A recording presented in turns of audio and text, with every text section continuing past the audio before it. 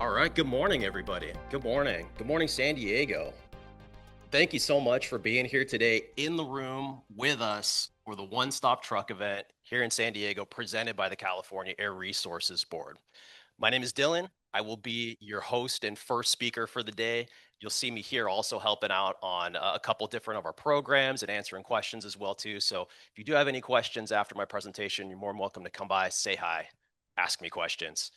I have a couple introductory orientation type pieces of information to give you all here today. But first, I did want to let you all know that we are live streaming today's event online, which is why we really need everybody here to be using microphones. So you see I'm using my microphone here today, and we have video there at the back as well too. So just wanted you all to be aware of that as we continue through the presentations here today. So first, what is this event and what to expect with everything we've got going on? Well, we have an agenda. Our agenda here, and you folks probably also received one, hopefully, as you came into the event today. But our agenda is going to have all the topics that we're going to present here and online to you folks online for all the different topics that we're going to be talking about today. And I will say that if you are here just for one or two of these topics, kind of treat this as a choose your own adventure type situation. There's no need for you to be here for every single one. If you want to step out and come back for a certain presentation, that's certainly okay. But please stay for as many as you'd like or as few as you'd like over the course of the day. I will say that probably my favorite group of presentations here or is our panel. That's going to be from 10:15 to 11 o'clock, and that's what you see setting up right here. We're going to hear from a lot of different folks about zero-emission heavy-duty fleets, and I always find it very interesting to hear some real-world examples on this stuff. So the course of the day, we've got our doors open and check-in available. Orientation to the event. I'll also be giving our clean truck check presentation after this. We'll then have a presentation on the enforcement related to clean truck check and compliance aspects.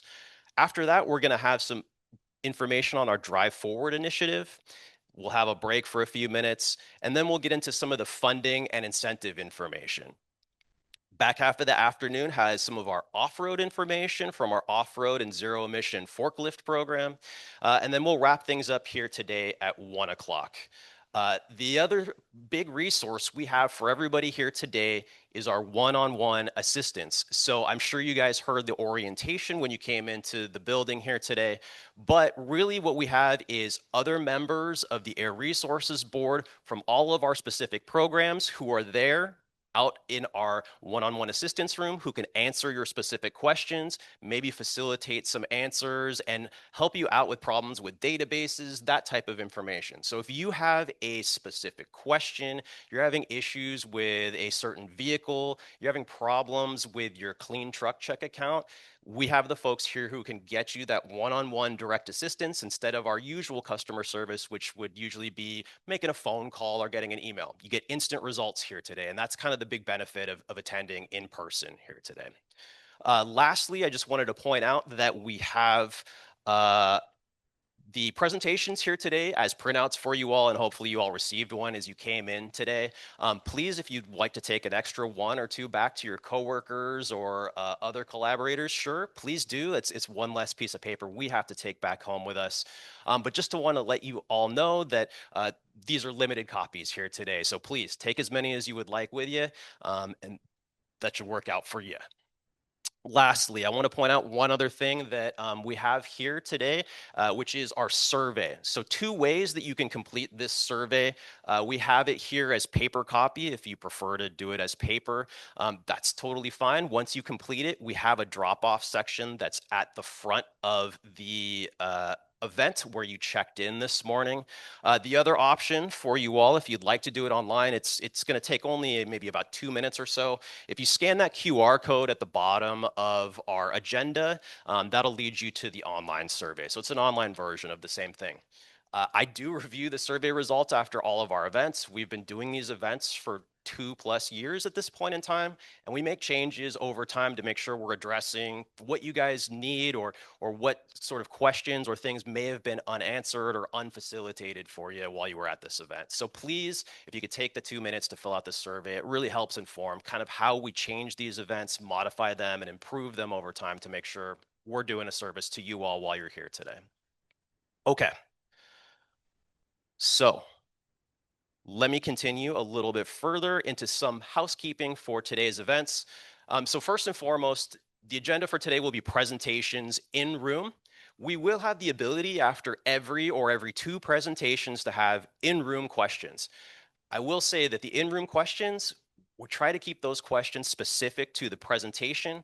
And if you do have a question, maybe again about that specific vehicle detail or issues with testing, some of those questions we're not going to be able to facilitate here in our quick question and answer session. Those types of questions are going to be best suited for signing up for some of that time in the one-on-one session. So we're keeping it general here in the room today. And those specific types of questions, I would suggest making that appointment and talking to our folks in the one-on-one room. Okay, when we do the questions in our room, like I said, we're going to have to use microphones today. So I know we have a room where I could probably talk without a microphone and you all could hear me. But to make sure that all our folks online hear all of our interactions, we're going to ask that you use a microphone if you are asking a question here today. And then remember that if you are asking that question, it is going to be broadcast and recorded for our online folks as well, too.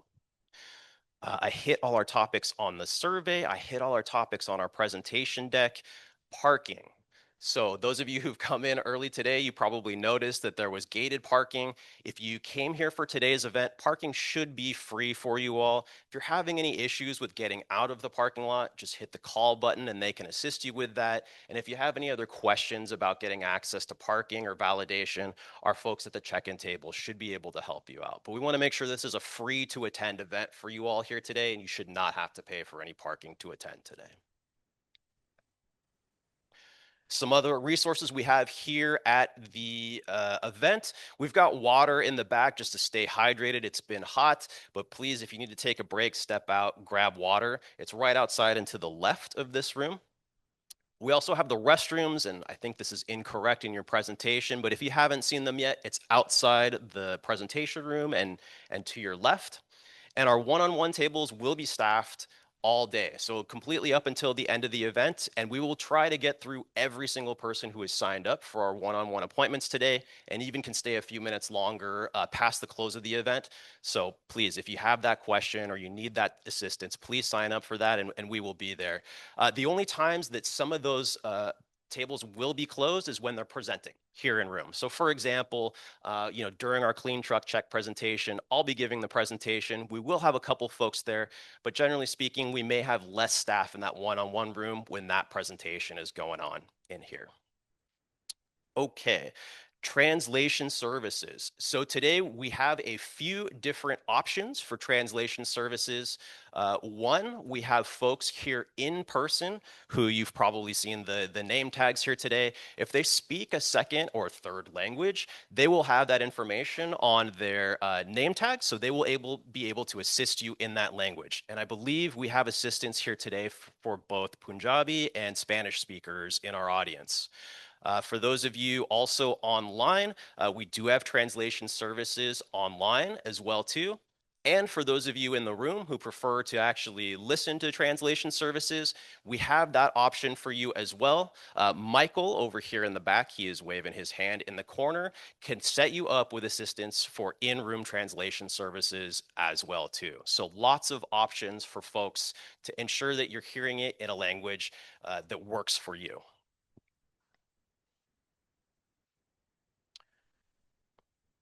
Okay. And just to show you some of the one-on-one based tables that we have here today. So first, and I've heard this table has been very popular, but it is our Advanced Clean Fleets table for state and local governments. Thank you to those folks here who are coming in from, I talked to some folks from water districts, some other state and local government agencies. So thank you for coming in. We do have some direct assistance that we can provide you today. I know it's a little impacted, but we will try our best to get all your answers there. Probably our other most popular one-on-one assistance is going to be our clean truck check and CTC Viz reporting table, typically a very popular one. We have enforcement folks here today to answer your questions on what happens with enforcement, how does it work. Maybe you have a potential notice of violation or something like that, and you had some more questions about it. Folks here can answer that. We have folks to talk about off-road regs, our zero-emission forklift reg. CalStart and CalFleet Advisor are two of our partners who provide assistance in terms of giving you technical assistance and hooking you up with some of the incentives that we provide for zero-emission vehicles. We'll talk about our Drive Forward initiative. We have several different funding and incentive opportunities, both as handouts and for more information on how to work with those incentives from our one-on-one staff. And then we also have somebody to talk about EV infrastructure too. Okay. And just to give you folks some background on this, we did want to say that today is not going to be an all-inclusive, every detail for every single program under the big umbrella of the Air Resources Board in California. Kind of what we're doing here today is giving you the 101 basics on a lot of these programs. So that said, if you are the clean truck check guru, you may not, you may not get everything you need out of this one, and you may have to ask a couple different specific questions, but also you probably are going to hear about a resource or a detail that you may have missed before. That said, if you're not familiar with these programs, these are great introductions to get started on this, to understand the basics, and then should you have those additional detailed questions, to move on to our one-on-one assistance area. So what we have here is a diesel regulatory background, just showing you some of the different regulations that could exist and could apply to something like a heavy duty diesel vehicle, right? So we have lots of different regulations or details up here. And for today, we're only going to give a presentation really on clean truck check, but we do have staff who can talk to all these other specific details in the one-on-one session, and in some cases, we may have some presentation material for you on those as well, too. All right, sound about right for everybody in the room? I see a couple head nods, so it sounds good. And a couple other details for today too. So one, we're in a small room here today, and by all means, you're welcome to leave the room at any point in time. But I'd please ask that you take any cell phone calls outside the room, just because it's going to interfere here with our recording and everything else going on today. And if you haven't already, if you could please turn your phones either onto silent or vibrate mode. That way we won't have any interruptions or anything in the background recording being streamed out to our live stream, folks. Sound good to everybody here today? Okay, great. Okay, let's get started with our first presentation. I'm pretty right on time here today, and that's going to be an overview on clean truck check. So just a first question for those of you folks in the room. How many of you are currently working with vehicles that are subject to the clean truck check program, or doing anything related to clean truck check? A lot of folks here in the room, right? So this is typically our most comprehensive, largest number of heavy duty vehicle regulation. And again, we'll give you some background on this, and maybe you'll learn something new here today, but basically what is Clean Truck Check? So for those of you who don't know, Clean Truck Check, it's a program that ensures heavy duty vehicles that are out there on our roads in California are maintaining their factory based emission systems as they were sold to you all brand new from the factory. Just make sure that they are functioning and operational. So part of this program, there's a couple different little details to it. First and foremost, as you all are probably familiar with, there is the data reporting aspect. You all had to sign up your vehicles for Clean Truck Check, get them entered into that system, and that's the data reporting side of this whole thing. And then the testing side, right? There's a testing process that takes place for every vehicle between 1 to 2 times a year currently at specific intervals. And then additionally, there's other elements that go along with this program. So there is roadside monitoring at several different locations throughout the state of California, oftentimes at commercial vehicle checkpoints. We often pair up with CHP to do commercial vehicle inspections as well too throughout the state. I've seen them in Sacramento, my hometown, several times on our local streets that are near industrial or commercial areas. And then additionally, for those of you who may be serving something like a port or a rail yard, there are additional compliance verification requirements very typical for these types of facilities, but you've probably sort of seen that if you do have to enter something like a port or a rail yard, oftentimes they will check to ensure that your vehicle is compliant before even entering that facility. So those are kind of the main aspects of the whole program. And to get to the specifics, you will have this definition up several different times, but we're talking about specific vehicles that are regulated under this program. The definition's down there, and I'll read it for everybody online here, but Clean Truck Check is going to apply to almost all non-gasoline and alternative fuel heavy-duty vehicles over 14,000 pounds, manufacturer's gross vehicle weight rating, that are operating on California public roads and highways. A couple details to this, right?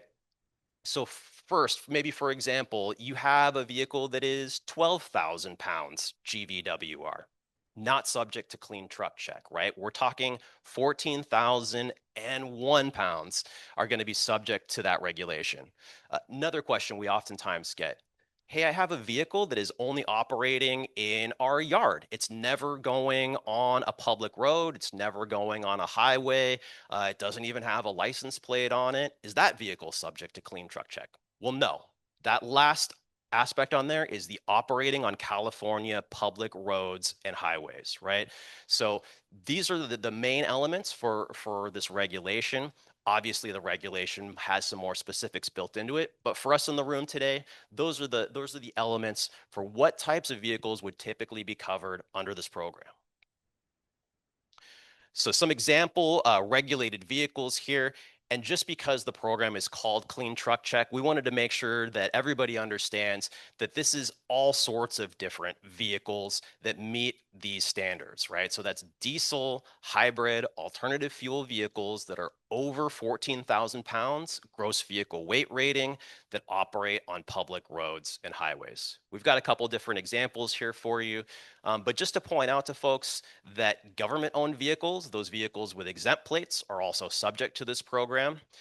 Personal vehicles, if you operate a vehicle and it's personally owned, not for commercial business or industrial use, but it still meets the requirements, that vehicle is still subject to Clean Truck Check.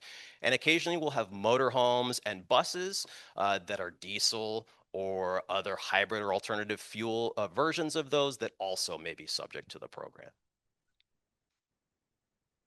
So today we're gonna break this down into a three-step process, and we'll call this the Clean Truck Check How to Comply.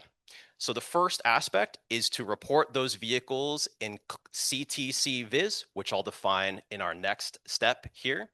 It's going to be our database system that you all probably used when you first entered into the Clean Truck Check program.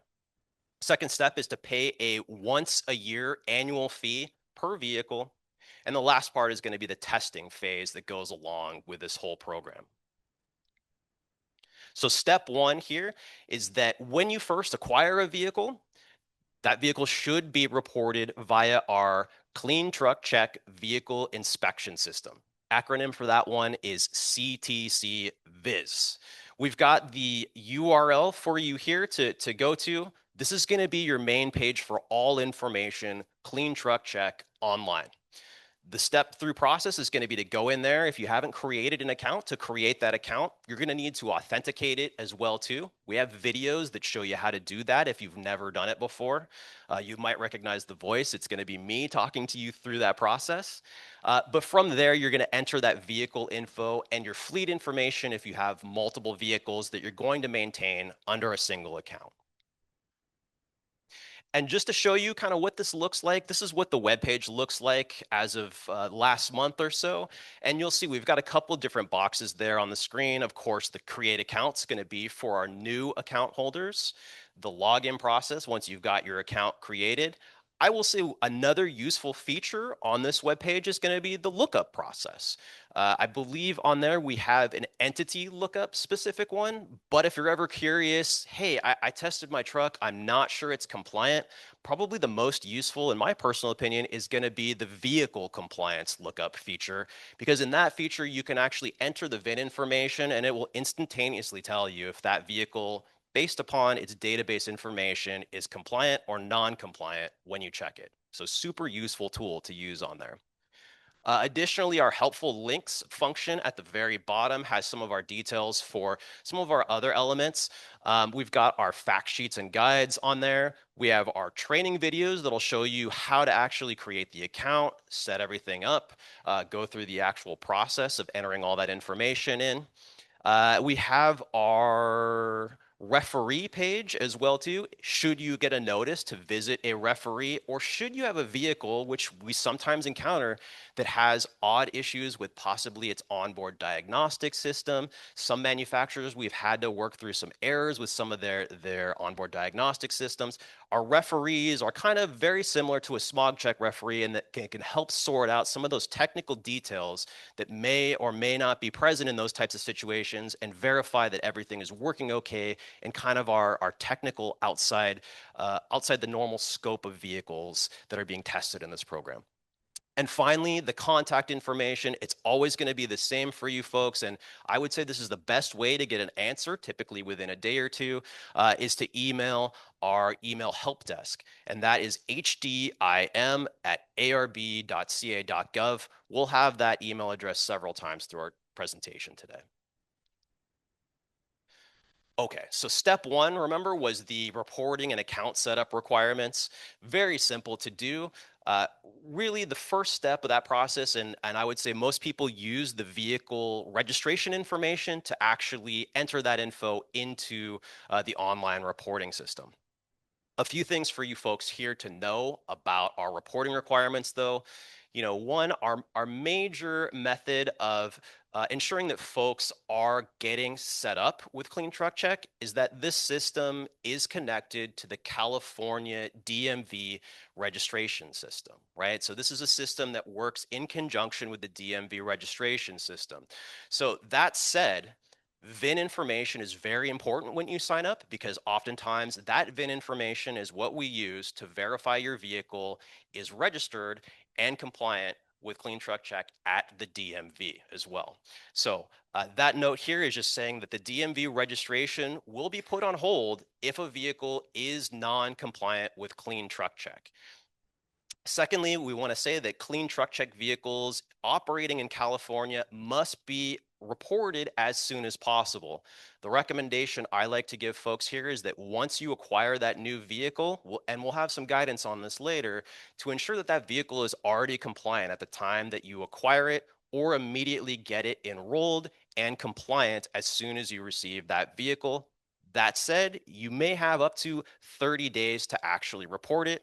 And as you can see in here, if you sell a vehicle that is subject to Clean Truck Check, we recommend that you also delete that vehicle from your account once it's sold. That way you're not getting updates and notices that it may be compliant or non-compliant, and then you'd have the vehicle's not even in your fleet anymore. So make sure you delete that vehicle should you get rid of it. Just to show you the type of information that typically goes into this process, you can see VIN is very important for these entry boxes here. So that's why we've got it pretty close to the top. And as you can see, a lot of this information is typically going to be available to you on your DMV registration information.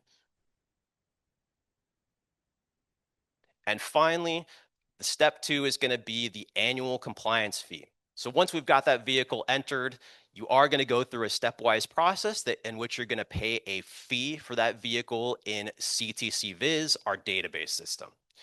That annual fee changes a little bit every single year. It adjusts based on the regulation with the California Consumer Price Index. So every year it's gone up by a few cents based on the California Consumer Price Index. Payment processes are limited currently to either e-check or to debit or credit card processing. I would say this is very similar to other types of government-based payments we all have to make, taxes, other county-related fees. Typically, it's going to be either e-check, credit card, or debit card. Few notes for you all online and in the room is that credit and debit card will be inclusive of that transaction fee that we all have to cover for that. It's typically somewhere in the 2 to 3%, and you will be made aware of what that percentage is if you pay by card online. Otherwise, e-check, no additional fees incurred for that. Unfortunately, at this time, we don't have the means to process paper checks, but we've had very good success using the e-check system and the debit credit card system. We do have some batch payment options available. However, if you have questions on those, please sign up with our folks out in the one-on-one session, and they can discuss some of those batch payment details with you later. Okay, so within your packet here today, you've got all the QR codes for our presentations, but I just wanted to point this out that we have a lot of really great resources online. Our training videos, I think, are really great. We have several training videos that are translated also into other languages. I know we have several videos that are in Spanish. We have a written out user guide that you can search for details if you ever do have any questions about how to use our database. And we oftentimes have training and webinars that are available to anybody who would like to sign up. For example, I oftentimes am in the background in our webinars for Clean Truck Check. They're typically on a once a month to every 2-month basis. And those are kind of similar today, where we'll give a quick presentation for a few minutes and then open it up to questions and answers that folks may have. And if you do maybe have an issue with talking to our customer service, or you can't get your question answered in other ways, that's a good starting point for you to get those types of questions answered. And we always recommend that if you're not familiar with the program and you really want to get up to speed on it, our webinars are a really great way to do it, or watching a recording of one of our webinars will really get you up to speed on this program. Okay, we had step one of actually doing that data reporting for the program. Step two was to go through and pay that fee. And step three is where things get specific to the type and the year of the vehicle that you're testing under this program. So there's a couple different testing options here, but we will talk first about the semi-annual testing. And as you can see at the top of our page, this usually applies to most of the vehicles in the program. The majority of vehicles are going to be on this testing schedule. So for the first deadline, our recommendation is once you've entered your vehicle information, CTC Viz will tell you when that first test is due. So that is going to set you up for your first testing deadline for the year. Generally speaking, and again, this is generally speaking, that first deadline is usually tied to your registration date. However, we recommend that once you get the vehicle enrolled in our process, that you check what it recommends and tells you as that first testing deadline. The second testing deadline is going to be 6 months from your first deadline. So this is going to roughly translate to about twice every year's length of time. And then we have a couple more details here for you. So first, your compliance tests can be submitted 90 days prior to a deadline. So I really want to make this important and clear to you all that you can test early, and we recommend that you test on day one of that 90 days prior to your deadline. So for example, if your first testing deadline is January of this year, or was January of this year, you could have actually started that testing process in October of the previous year. The point on this whole process is that we try to give folks that 90 days to test the vehicle. If there is a failure during that process, don't sweat it during that first 90 days, because that gives you some leeway to troubleshoot the issue with the test, try to figure out the reason for the failure. And if there's another issue, say about maybe parts availability, or you can't fix the vehicle in time to meet that deadline, that also gives you some breathing room to contact our customer service team and get things sorted with them to ensure you're still able to either operate the vehicle, take it out of service, or determine whether or not there's going to be a compliance issue there. So lots of room in there to try to help folks out to get things sorted before the actual deadline comes into place. Once you get signed up, you'll also receive a CTC Viz monthly summary of all the vehicles that are in your account. Just realize that this summary is a little non-specific. We can't provide all the details are related to all of your vehicles due to some of our data security requirements. However, it will flag how many vehicles have a deadline in the next upcoming 90 days as a secondary reminder to you to maybe take a look at those vehicles and figure out when to get them tested and when to get things figured out. Okay. So we talked about semi-annual, that's twice a year testing. We do have a couple different types of vehicles that are going to be on an annual year schedule. So those annual tests are going to be for personal registered motorhomes. That does not include motorhomes that are being used for commercial purposes. Those are personal registered motorhomes and agricultural vehicles. That is the agricultural, I believe, either registration or designation that are registered in California. Those two types of vehicles are currently on a once a year schedule. And again, that deadline is going to be set up for you once you enter that vehicle into our database system. And typically it's going to be tied directly to that vehicle's registration due date. So now that we're into testing, there's of course details in regards to testing methods. So just so folks are aware, please, if you ever have any questions about what type of test method, how do I get tests done, who do I contact for tests, any of those types of questions, please go to our website. We have a whole section for certified credentialed testers, testing devices, and all sorts of different questions that commonly come up over the testing process. Today, just a quick overview on some of our most common testing questions and testing details. But first and foremost, I will say that the majority of our vehicles that are out there on California roads are going to be OBD or onboard diagnostics equipped vehicles. And typically in the Clean Truck Check program, that's going to be 2013 and newer model year. And typically this is going to be model year, engine model year, diesel or diesel hybrid engines. This also sort of has a different year here as 2018 for those newer alternate fuel or hybrid alternate fuel engines. And for those vehicles, the testing process is pretty simple. It's going to be a certified Clean Truck Check testing device scan of that OBD data.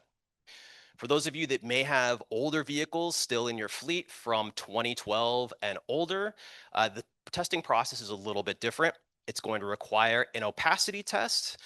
You can see an example of an opacity tester there at the bottom right-hand side of our screen. And it requires a visual inspection of the emissions control equipment. Typically, this is going to be to take a look at certain things under the hood or around the vehicle to ensure that they're still in good condition, operating, and there's no visual issues that the inspector can see during that process. For those other non-OBD vehicles that are 2017 and older alternative fuel engines, those just require a visual inspection of the emissions control equipment. So of course, the question then comes up, well, hey, this is going to be how we test our vehicles, but who can actually perform that testing for us? Several different options for you folks. So first and foremost, just to put it out there that everybody who tests a vehicle under the Clean Truck Check program has to be a credentialed tester. Those are the only people who can submit emission test results. And that Clean Truck Check credentialed tester must test using a CARB certified test device. To make it easy for folks, we have listings for both credentialed testers on our website. So you can take a look on that website, find them, hunt around, make some phone calls, check some websites, compare pricing on what that process actually is going to look like for you if you hire somebody to do that process. And additionally, if you're looking to get into the testing process, we have more information on how to become credentialed, as well as what types of testing devices are currently certified for use under this program. The other note that we have on the screen here for you is that should you actually step up to something like a continuously connected telematics device, which I know a lot of fleets do use these days, there are certified telematics devices that stay plugged into your OBD port and can perform that testing function for you without having to even go to a Clean Truck Check credential tester. It's automatically set up so that as you work with your vendor to set up your device for your specific vehicle, you're able to figure out what the automatic testing functionality and calendaring is going to look like. And it makes it easier for a lot of folks who have larger fleets out there. Okay, finally here, you can become a credentialed tester by completing the Clean Truck Check credentialed training program and exam. We've got some more information there for you at that shortened URL. But the short story is that this process is what I would say is probably a couple hours long process. I am currently, I think my credential just expired, but I currently have my clean truck check credential. It's a relatively easy process of viewing the informational videos that we have online and then taking a test at the end and passing that exam to then get your credential.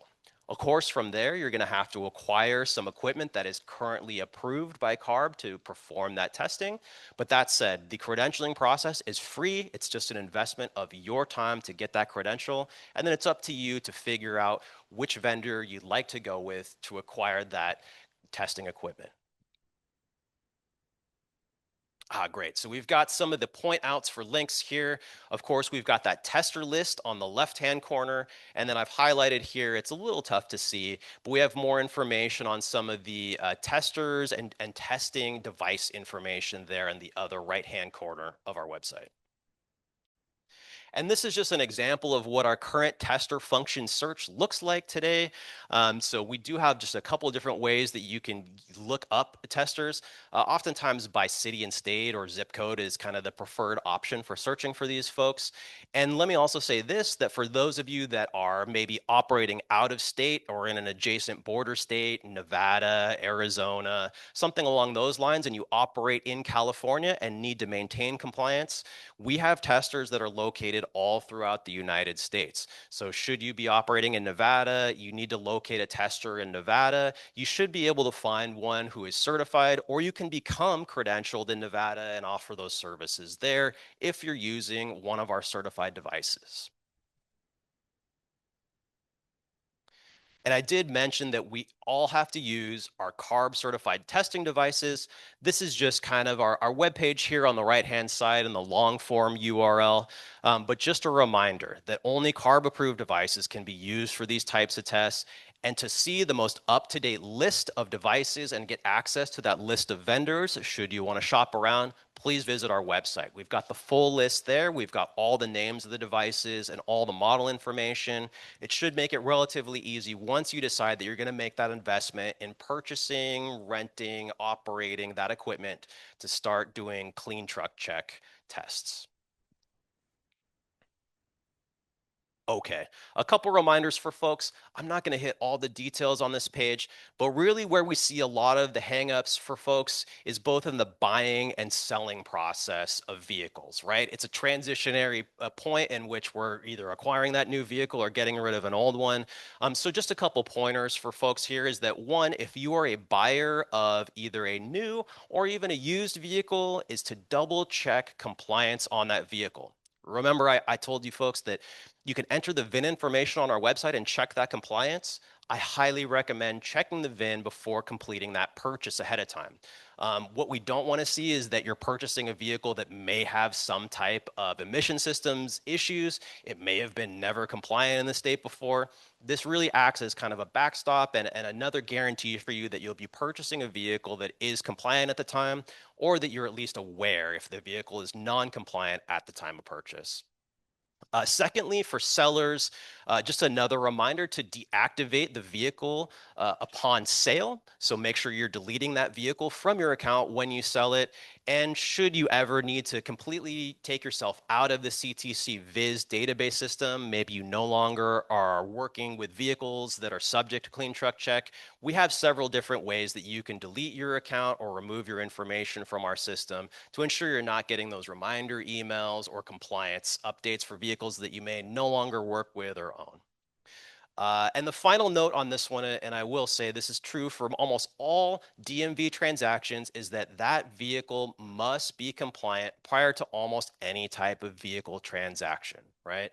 So what we don't want to happen is for you to actually try to make that purchase somewhere and then go to the DMV and realize that you can't actually facilitate that purchase transfer because you have a non-compliant vehicle. So please, check that vehicle VIN information if you are purchasing a new vehicle to your fleet, and that way you're not going to have any of these issues when you go to the DMV to make any type of DMV transaction.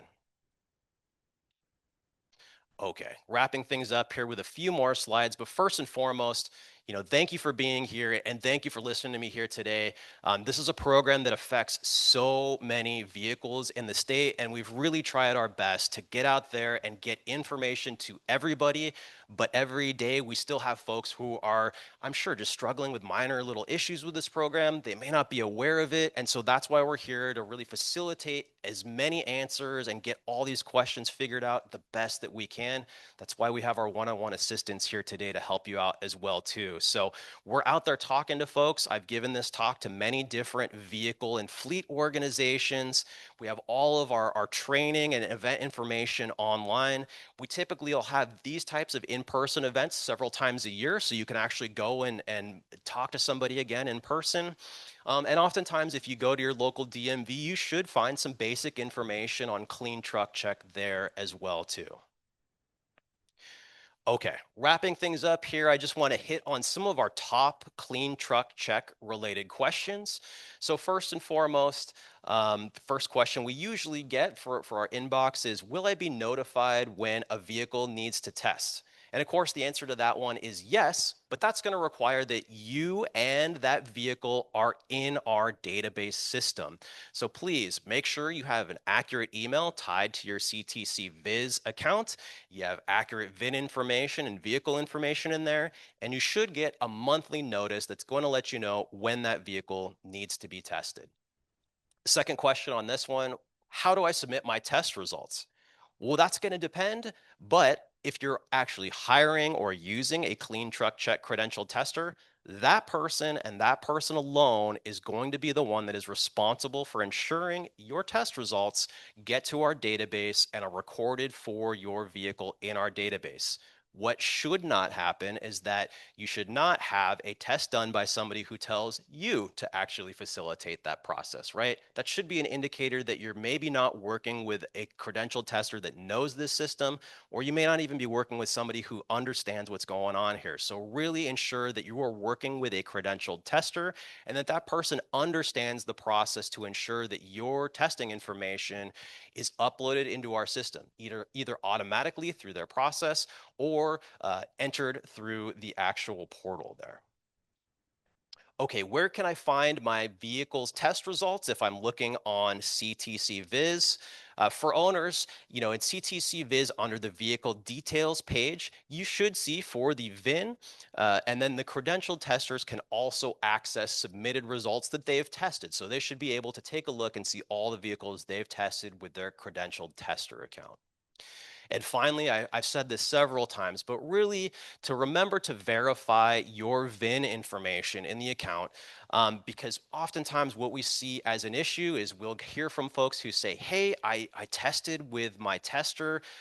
They said that everything looked great and the vehicle passed, but my account says that the vehicle's not compliant. What happened?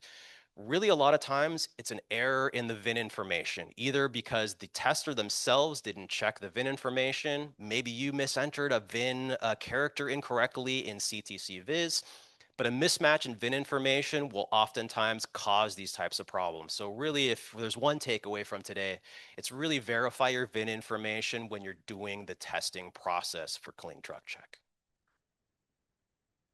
Okay, closing things out here on the last page, we've got all of our emails and links. So for email assistance, that's going to be our first email address on here. That's hdim@arb.ca.gov.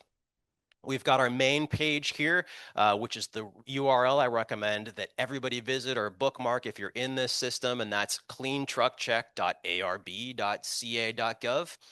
And we have a more information page. And I will say that this information page, this is what we link to if you folks have seen any of our ads out in public, to have sort of the quick run through of kind of the highlights of our major frequently asked questions or major questions.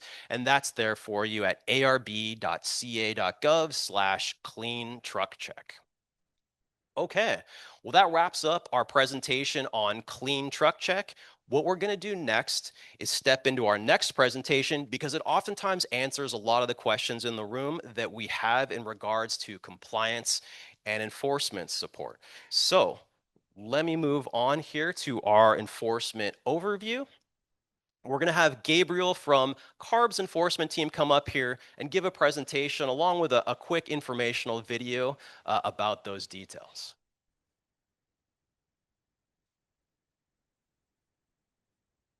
Thanks. Yeah.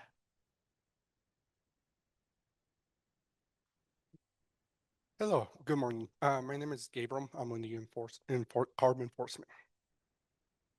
So we'll go ahead and get started here. So as of January 1st, 2023, high emitter screening on roadside inspections have started. So first bullet point, CARB has continued to do the enforcement roadside inspections alongside with CHP or California Highway Patrol.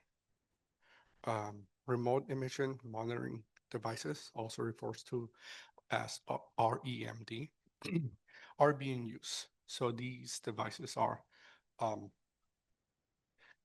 gathering emissions data and gathering license plate information. The emissions data is tied to the license plate. And if a vehicle is having high emissions, could receive a letter or a notice to submit for testing, also referred to as NST, from CARB. At that point, the vehicle owner, the fleet, will need to submit a passing test or request a extension within 30 days of the notification. Failure to respond may result in penalties.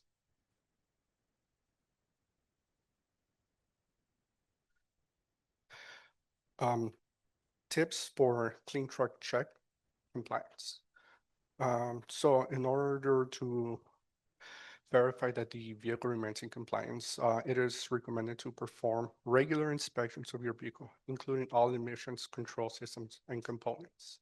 That includes making sure that the regular scheduled maintenance is being conducted on the engine and its after treatment system, including cleaning DPF and any other maintenance intervals for this engine. It's also inspect and repair the vehicle when emission-related issues occur. That includes if a MIL, check engine light, does illuminate on the dash to address the issue and any repairs required as soon as possible. Maintaining engines in good operating condition helps stay in compliance. Do not remove or disable any emission control components. Tampering can lead to high penalties and can be very difficult to repair.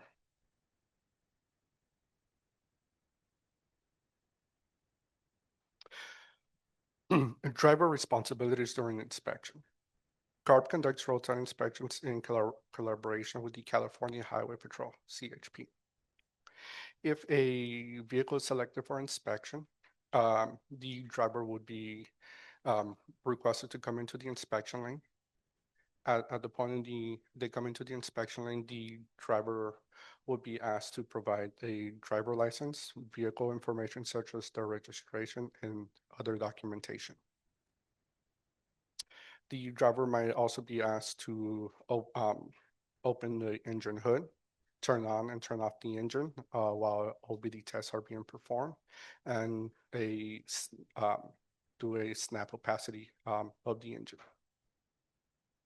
Follow the inspector's directions for both safety of the driver and the inspector.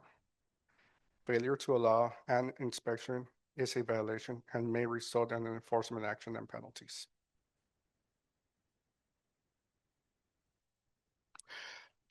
Additionally, there is a CARB test referee program, and that is along with the University of California, Riverside, UCR.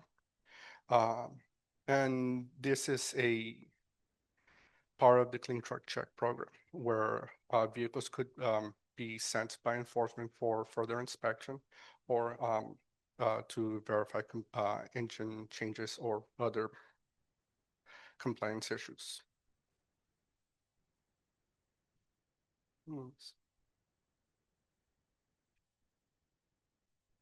Enforcement may require referee inspections to be conducted via the CARB test referee network, similar to those of the light duty smart check program.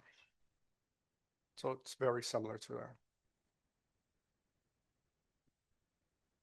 and responsibilities to ensure accuracy. So this is for both the testers and the fleets.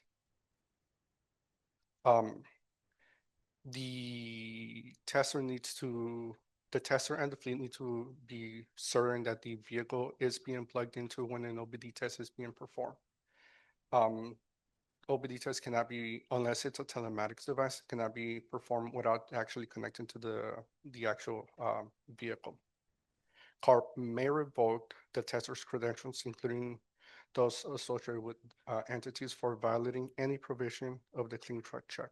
So if the tester is not submitting true and accurate tests, the tester's account may be prevented from conducting any more tests or reinstating their tester credential once it has expired. Additional enforcement penalties may be assessed, and that is for both the fleet and the tester, depending on the severity and action.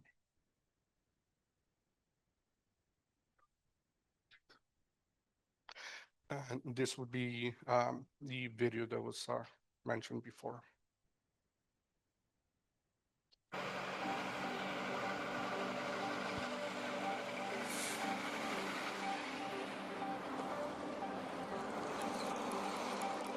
California Highway Patrol pulls over a big rig to begin a heavy-duty diesel inspection. The CHP and California Air Resources Board do these all over the state because big diesel trucks and buses are the biggest emitters of cancer-causing black carbon. They are also major sources of other harmful pollutants, as well as greenhouse gases. Here you can see a typical heavy-duty truck inspection. The inspectors have pickup trucks that carry mobile inspection stations and offices. The office has laptops, printers, emission testing equipment, and anything else the inspector needs to perform a diesel vehicle inspection. Once the truck has come to a full stop, the inspector lets the driver know he is conducting a compliance inspection for the California Air Resources Board, or CARB.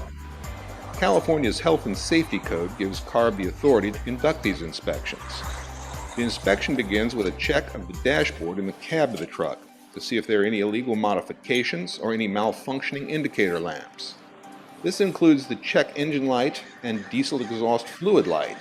The inspector also checks the diesel particulate filter lights to make sure there are no problems with the filter. Once that inspection is complete, a visual snap idle test is conducted to determine the opacity of the vehicle's exhaust. If the opacity is close to the standard, full snap idle tests will be conducted using an opacity meter. Once the opacity of the vehicle has been assessed, the inspector asks the driver to turn off the engine, open the hood of the truck, and conducts the inspection of the engine itself. The inspector looks for a number of things to determine if the truck is in compliance with diesel regulations. They verify that the engine has a legible emission control label. They check for missing, modified, or additional engine components that could indicate tampering. The inspector also checks to make sure the truck has a diesel particulate filter. If there's no filter, inspectors will check CARB's database to see if the truck is registered for a provision in the truck and bus regulation that allows it to operate without one. They also check the database to make sure vehicles are properly registered for the drayage rule, the transportation refrigeration rule, or the off-road rule, as appropriate. They may also test the urea content in the diesel exhaust fluid. Finally, the inspector looks for aerodynamic equipment on both the tractor and trailer to make sure they're compliant with the SmartWay program, which helps reduce greenhouse gas emissions and improve fuel efficiency. If the truck is compliant with the heavy-duty diesel regulations, it's sent on its way. If the inspector finds a violation, a citation will be issued on the spot. Most inspections take less than 10 minutes.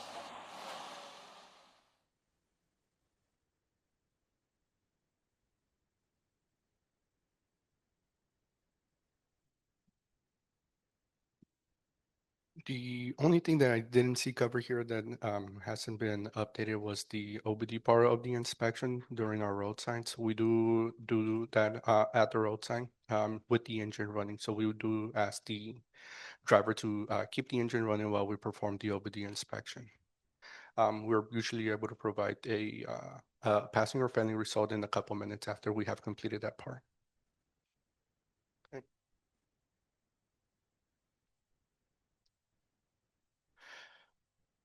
These are some of the resources we have. It's the homepage for the programs available, the list of approved smoke meter manufacturers, the CARB credential tester training, and I believe the homepage also has the link to all the approved OBD devices that have been certified by CARB. That includes both telematics and non-continuously connected devices. For any questions, please contact the email that has been referred to quite a few times before, the hdim@arb.ca.gov.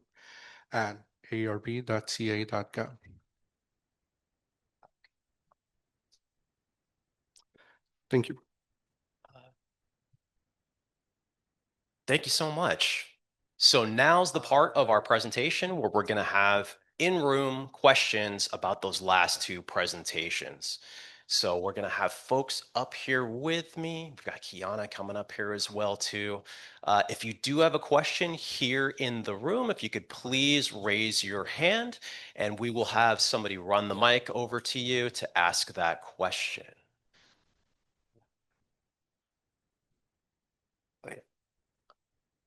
Okay, we've got our first question coming up here.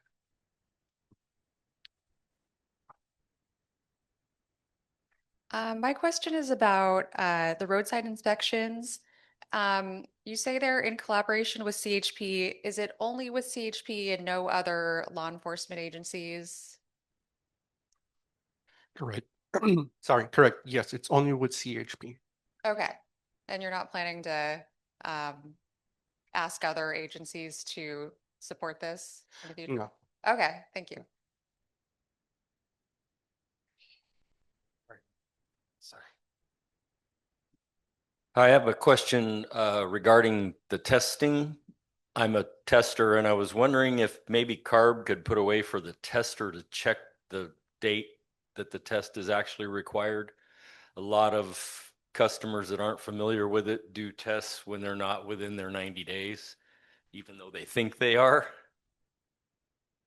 Yeah, maybe you can elaborate a little bit more or on it. Well, I've had people call me up and say, hey, I need my test done. And then I do it and they say, well, it still shows non-compliant. I go in and finally get them to share their screen on their computer with me or something so I can see the test date, guide them to where they see it, and come to find out they were like a motorhome was 6 months off because they didn't do something right. So I did a test when they didn't really need to pay me for one, something like that. Right. Well, Kiana, maybe you can explain just a little bit kind of where folks can find the testing information online, and we will take that note as far as future stuff. So the vehicle owner can view their testing deadlines in the test detail section on their CTC Viz account. So we recommend the vehicle owner checks that to make sure they're within their 90-day window before they go to a tester. And sometimes they're very, maybe if the tester verifies. I know we can verify the compliance or not, we don't actually. Gotcha. No, that's a good point, and we will take that note for next time. Thank you very much. And we appreciate that you're actually working with your customer base there and helping them get everything figured out, because we depend on testers as well to help, facilitate all this types of information. Going into the room again, any other questions? We've got another question over here in the room.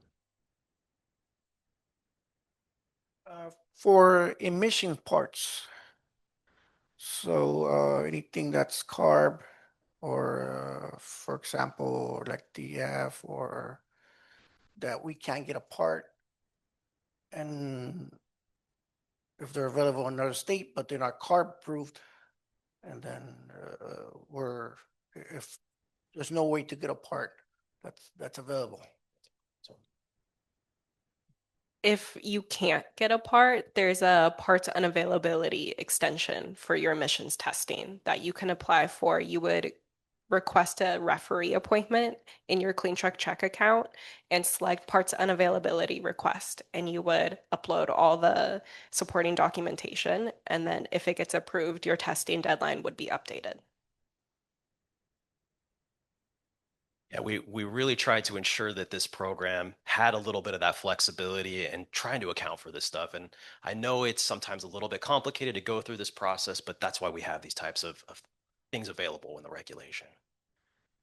Looks like we've got one more question or two more questions. I know we're a little bit over time here. It's okay, we're all right. Okay, very good.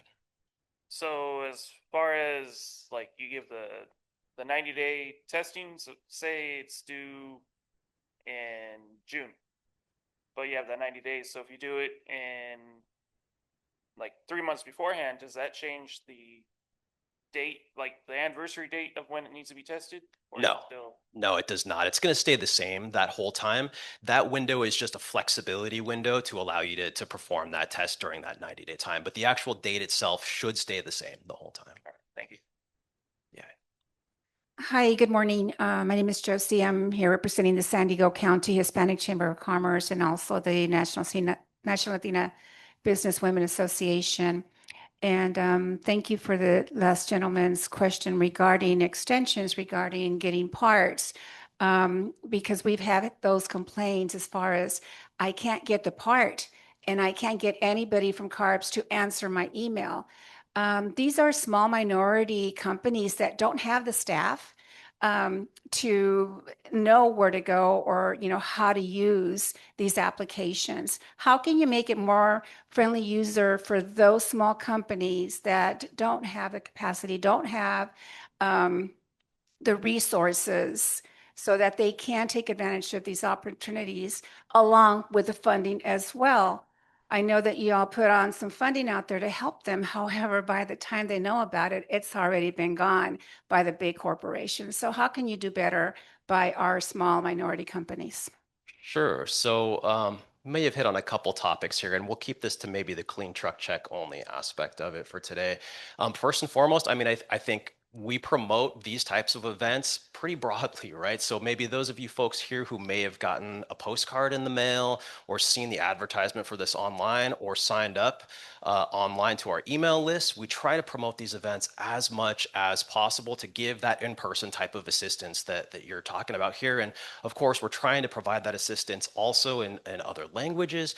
And on top of that, we've really tried to beef up our translation services at both these types of events and for our online information. So I do realize that there is a lot of information out there. It's very complex for some folks as well too, but we're trying to provide a lot of in-person assistance through this. And additionally, at least in my experience, typically we see results from our online email for question and answers, usually within a day or two.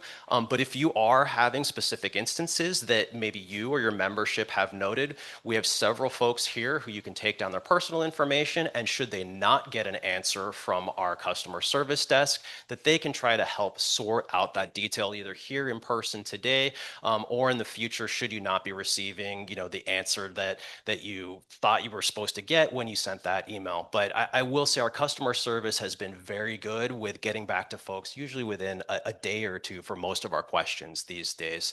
But we can talk a little bit afterwards and see if we can provide anything else for you. But thank you for the question. Well, once you become a tester, on that testing equipment, is it only for purchase or is it leased by CARB to you at all? And what is the cost associated with that?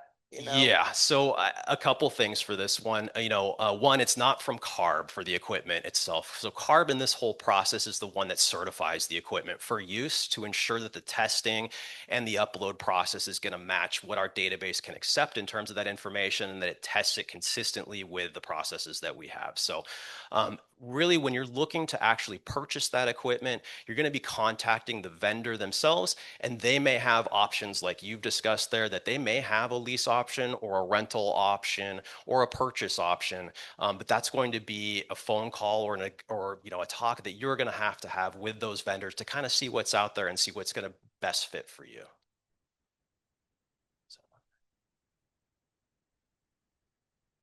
Is the equipment assigned to the tester, or if a company had 10 testers, can they share one equipment?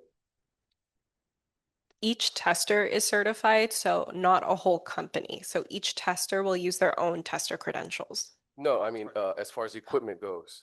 I think Can that they- depends on the equipment if you could change the tester login. but you should be, the test you're performing, your tester email should be on that device. So I can log on multiple testers on a device, or is it one at a time? It's device dependent.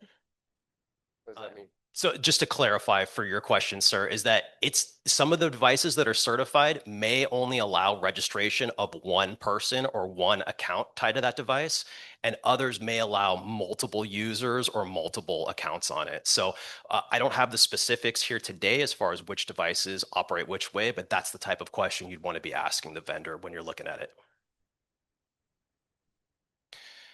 Not necessarily. No, it's just that every tester has to be operating the device using their login or their credentialed information. So what we would not want to see is that, for example, if you purchased testing equipment and you had one credentialed tester, but some other random person is using it, that's what we're trying to avoid here, right? We want to make sure that the person who is using that device is the credentialed tester, is logged into that device or listed on that device as the user, and that's the person performing the test.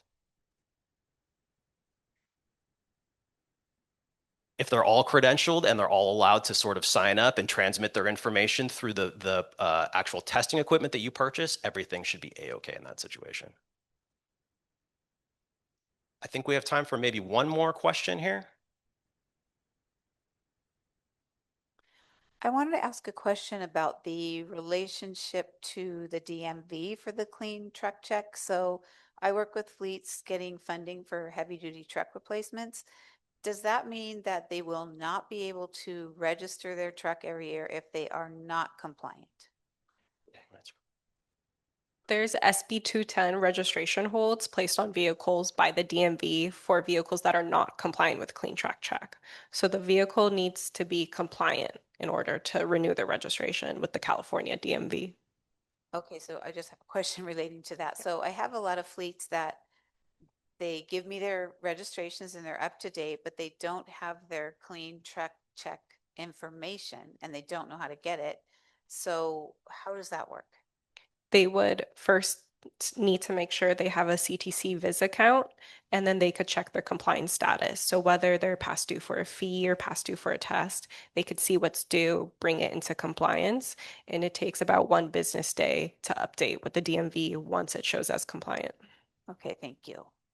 And let me plug one last resource that you can use, hopefully, with some of your clients. I did point out there that we have a compliance VIN lookup information. So if your clients are handing you a VIN list or anything like that, you can at least go through, check the VINs without having to have access to their CTC Viz account to do that back end information. So if you're performing any initial checks on compliance for them, I would say that's the easiest and quickest way to get started.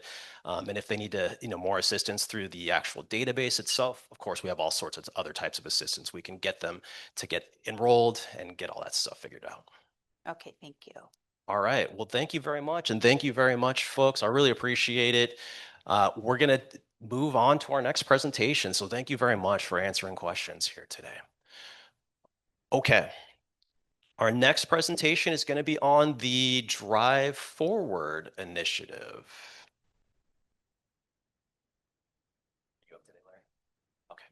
And we've got Larry here today to provide you an overview on the initiative, as well as you're also hosting our panel as well afterwards, right? Right, thank you, Dylan. If I could invite the panel members to come up to the stage right now. Thank you.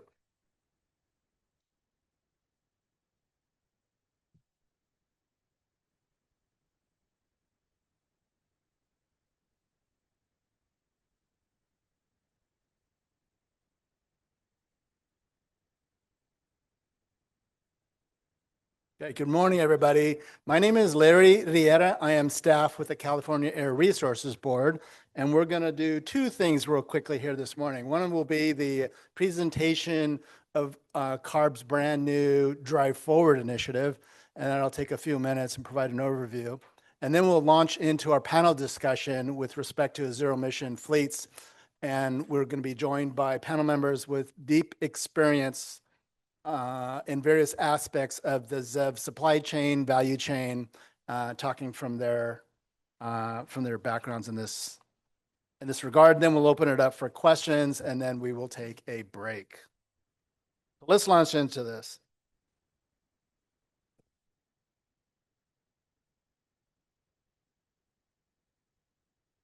great. Despite federal attacks on California's environmental authority, California continues to pursue its goals to protect public health. Last year, the governor signed executive order reaffirming California's commitment to deploy zero-emission vehicle technologies. This was followed by a series of listening sessions referred to as ZEV Forward, which brought together expertise from public, private, industry, state agencies, and out-of-state entities as well. Building on the foundation established through these listening sessions and in response to the executive order, CARB launched its Drive Forward initiative. The Drive Forward initiative aims to reduce pollutants, protect public health through the development of both light, medium, and heavy-duty vehicle and fleet regulations, outreach, market support, education, and complementary programs such as the Clean Fleet Connect and California Clean Construction are also part of the Drive Forward initiative. So why is it important we continue to push for new regulations and programs to reduce pollution? The first reported incidents of smog occurred in the 1940s in Los Angeles. Since the first vehicle pollution standards were adopted in the 1950s, California has made tremendous progress that has led to continued improvements in air quality, even as population and the number of vehicles has increased. Even still, millions of Californians still breathe unhealthy air every single day. We know trucking is essential to California's economy. Trucks move nearly all the goods that California relies on every day, and they support millions of jobs across the state as well. Although trucks make up only 7% of the vehicles on California roads, they are responsible for 20% of the transportation-related greenhouse gas emissions and nearly half of the transportation-related NOx emissions. This chart illustrates the disproportionate impact of trucks on our air quality and climate goals. As you can see, their emissions far outproportion to the numbers, which is why reducing truck pollution is one of the most effective ways to protect public health while ensuring a strong, reliable freight system. Given this information and knowing we need to continue to reduce pollution, staff are working on potential new rules for heavy-duty and light-duty vehicles. I'm going to go into a little bit about these rules here in just a moment. As we shape this approach, we're focused on delivering real health benefits where they're needed the most. We are particularly interested in incentivizing early action by manufacturers, given the urgency we have to make up for the lost emission reductions as a result of illegal federal actions. We also want to make compliance achievable and straightforward as possible. If the rules are too complex or burdensome, we risk slowing down progress. Fairness is another key consideration. A level playing field means ensuring that no one, whether a small business or a large operator, is unfairly advantaged or disadvantaged. And finally, we are being mindful of ripple effects. We want to avoid unintended consequences. This slide outlines the scope of any potential heavy-duty rulemaking effort. Staff are exploring a focus on vehicles over 8,500 GVWR, gross vehicle weight rating, operating in California. These new regulations could affect manufacturers, owners and operators, and entities that hire truck services. In addition to potential rules, we are also looking to adopt incentive programs and voluntary initiatives that encourage zero-emission vehicles, or ZEVs, are also important to the Drive Forward initiative. Clean Fleet Connect is an upcoming interactive web tool that provides publicly available list of fleets that have proactively adopted ZEV technologies. The tool will be open a little bit later, and volunteer participation is anticipated. As we develop new standards, strategies, and programs to reduce emissions, We want to get input from those most impacted. That means building on what we've already done, but doing more. As we move forward, we'll continue gathering input that will help shape the proposal itself. And here's a schedule for our Drive Forward initiative through adoption by our board. We are now in deep engagement with fleets, with communities, and a lot of the elements of the factions we see here on the panel today. In 2027, we will continue to develop our regulations on both the light duty and the heavy duty side with adoption next year. And here's some information, and this is in your packet, on how you can continue to stay involved in the Drive Forward initiative. Okay, thank you for the Drive Forward initiative. We will not take questions right now. We have a staff in the one-on-one room and then staff that'll be available throughout the rest of the Clean Truck Check event, the one-stop truck event today. We will now launch into our panel discussion, and I'm going to provide a few context slides for our panel, for our discussion, and then where we want this conversation to go. So heavy duty fleet engagement across the zero emission space are going to have new partners. This is simply a snapshot of the regulatory entities such as CARB, the consumers, the labor and the workforce piece, dealing with your dealers and upfitters, the compliance requirements. And we also draw attention to not just a California effort, but this is a binational effort as well. Certainly the role and impact of infrastructure that all of these fleets are subject to and developing and must engage with for successful deployment.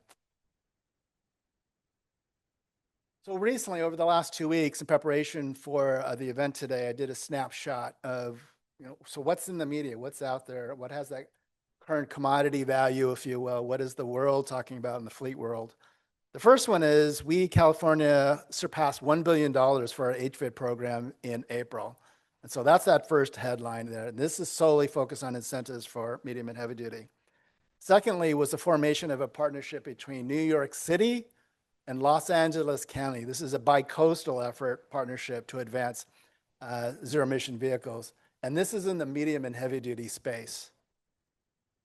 Thirdly, we have the announcement by the International Brotherhood of Electrical Workers, the Center for the Training Trust, and other partners that Christina will be talking about here in a little bit. The announcement by Watt EV to acquire almost 400 Class 8 zero-emission battery electric vehicles as part of a larger Clean Port program in California. And then lastly is this effort by Ford. You know them as an OEM, but they're getting into the battery storage space. So they're making a connection not just with the fleets and zero emission, but they're also connecting to the built environment. And so that's really one of the innovations I simply wanted to highlight in the news over the last couple of weeks. So now to our panel. We're very privileged to have a representative across the spectrum of practitioners, businesses, and companies and entities that have committed to this zero emission space. In order, we will hear from Liz Perez. If you would like to begin your introductory remarks and comments. Thank you. Sure. Yeah. I'm just going to dive right into it. So be honest. How many of you this morning woke up and were excited to learn how to purchase an EV fleet vehicle this morning? Raise your hand. Oh, I got one taker. Okay. All right. And then on top of that, and I think you've already heard from Larry and the CARB team here, California has some of the most robust incentives, funding opportunities in the nation, wouldn't you say? Right? So some of the most robust. However, there's a challenge, and that challenge is why we're here today.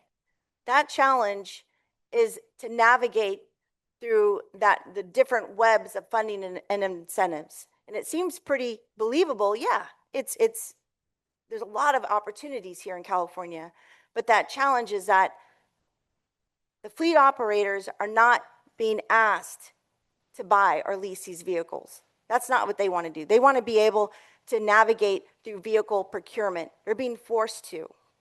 And I'm going to use that word, sorry. I'm from the Central Valley because I grew up around the farm.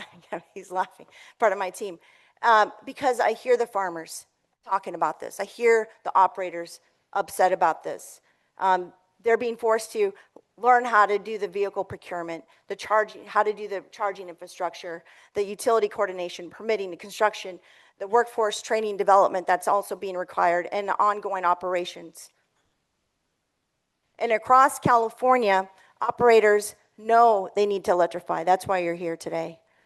They know the regulations are coming, the transition is coming. But for many organizations, especially those in rural and tribal and historically underserved communities, that path forward isn't so clear. So I've sat in meetings throughout California, particularly Central Valley, where fleet operators are not asking, when are we going to have to electrify our fleet? It's here. They're asking, how the heck can they afford it? And how can they implement it and survive through that navigation process? So most of the organizations are not trying to buy or lease vehicles. They're trying to maintain their operations. I jumped right into it. And so for those of you that don't know me, which I think a lot of you don't know me here, my name's Elizabeth Perez. I'm an enrolled tribal citizen of Norfolk Rancheria, Mono Indians of California, right in the exact center of California, and we have a big billboard sign that says that. And I'm a U.S. Navy combat veteran, and I'm also a licensed B contractor. We've had my company for almost 2 decades. We're a renewable energy firm, GC Green, and also Native American Energy Services Company, which you see here. And our new venture that we're launching today, actually, our website just went public, GCG Fleet Solutions. And we launched that because as we're talking to customers, I just left a job site over here at San Diego Unified. We're installing EV chargers, 13 of them with mini microgrid backup storage, battery storage as well. As we're developing this infrastructure, a lot of tribes or underserved communities are saying, how do I buy an electric vehicle to go with this? So there's that disconnect. And along with that disconnect, and those challenges are opportunities. And that opportunity, of course, for entrepreneurs is here. And that opportunity is here also for you, so we can be able to also identify what those challenges are to help you buy your vehicle, connect you with the right resources, the funding opportunities, and then also the infrastructure and funding opportunities to go ahead and build that project. And we have been doing this for many years. And I'm excited to be here. So I woke up excited to be here, to be able to share that information. And my team, who's here with me today, Elias and Rick, we are here to, thankful, number one, that CARB invited us today and looking for partnerships like and yes, of course, and Go Union. And we work with a lot of union electrical contractors. And it's important that we establish these relationships and be able to reach out to every one of you and do this as small businesses and help California keep marching forward. We like being number one, so. Beautiful. Thank you, Liz. Appreciate that introduction. Next, we will hear from Fred De Perez with Harbinger Motors. Fred? Good morning, everyone. Thanks, Larry. So, Fred De Perez, I'm the Senior Vice President of Marketing and Service at Harbinger. Been in automotive for over 30 years, and not too long ago decided to get into this EV thing, which has been pretty cool. So what I want to do is tell you, if we can advance the slide to the next slide. Yeah, I want to tell you a little bit about Harbinger. I don't want to do death by PowerPoint, but I want you to have a good understanding. The 2 key things in electrification that you have to have products and you have to have infrastructure. And without that, you can't go anywhere in zero emission. So I want to talk about the product side because I think that's one of the things that is really coming along. It's really exciting what's happening on the product side. The choices that people have today to electrify, they didn't have even 3 or 4 years ago, especially in certain spaces. So here's our latest launch. We just launched this cab chassis. It's called our HC Series cab. But the company's been around for a while, and we built the company on 3 things. 1, vertical integration, best-in-class performance, and price parity. So vertical integration, what's that? We build everything ourselves, in-house, right here in Garden Grove, California. So we control the cost, we control the quality, we control the timing of innovation. I don't have to wait for suppliers to innovate to make our trucks better. Best in class performance. The company believes that you don't have to give up anything to electrify. You should actually get more to electrify. And lastly, price parity with diesel. The days of fleet managers waiting for 10-year TCO calculations to make up for the fact that they have to overpay for a vehicle on the acquisition side up front, those days are gone. No one's doing that anymore. You have to be competitive up front. So that's really the three pillars that Harbinger was built on. Next slide, I'll show you kind of where we do it. It's a 170,000 square foot facility in Garden Grove. I think the slides are. Híjole. Get this here.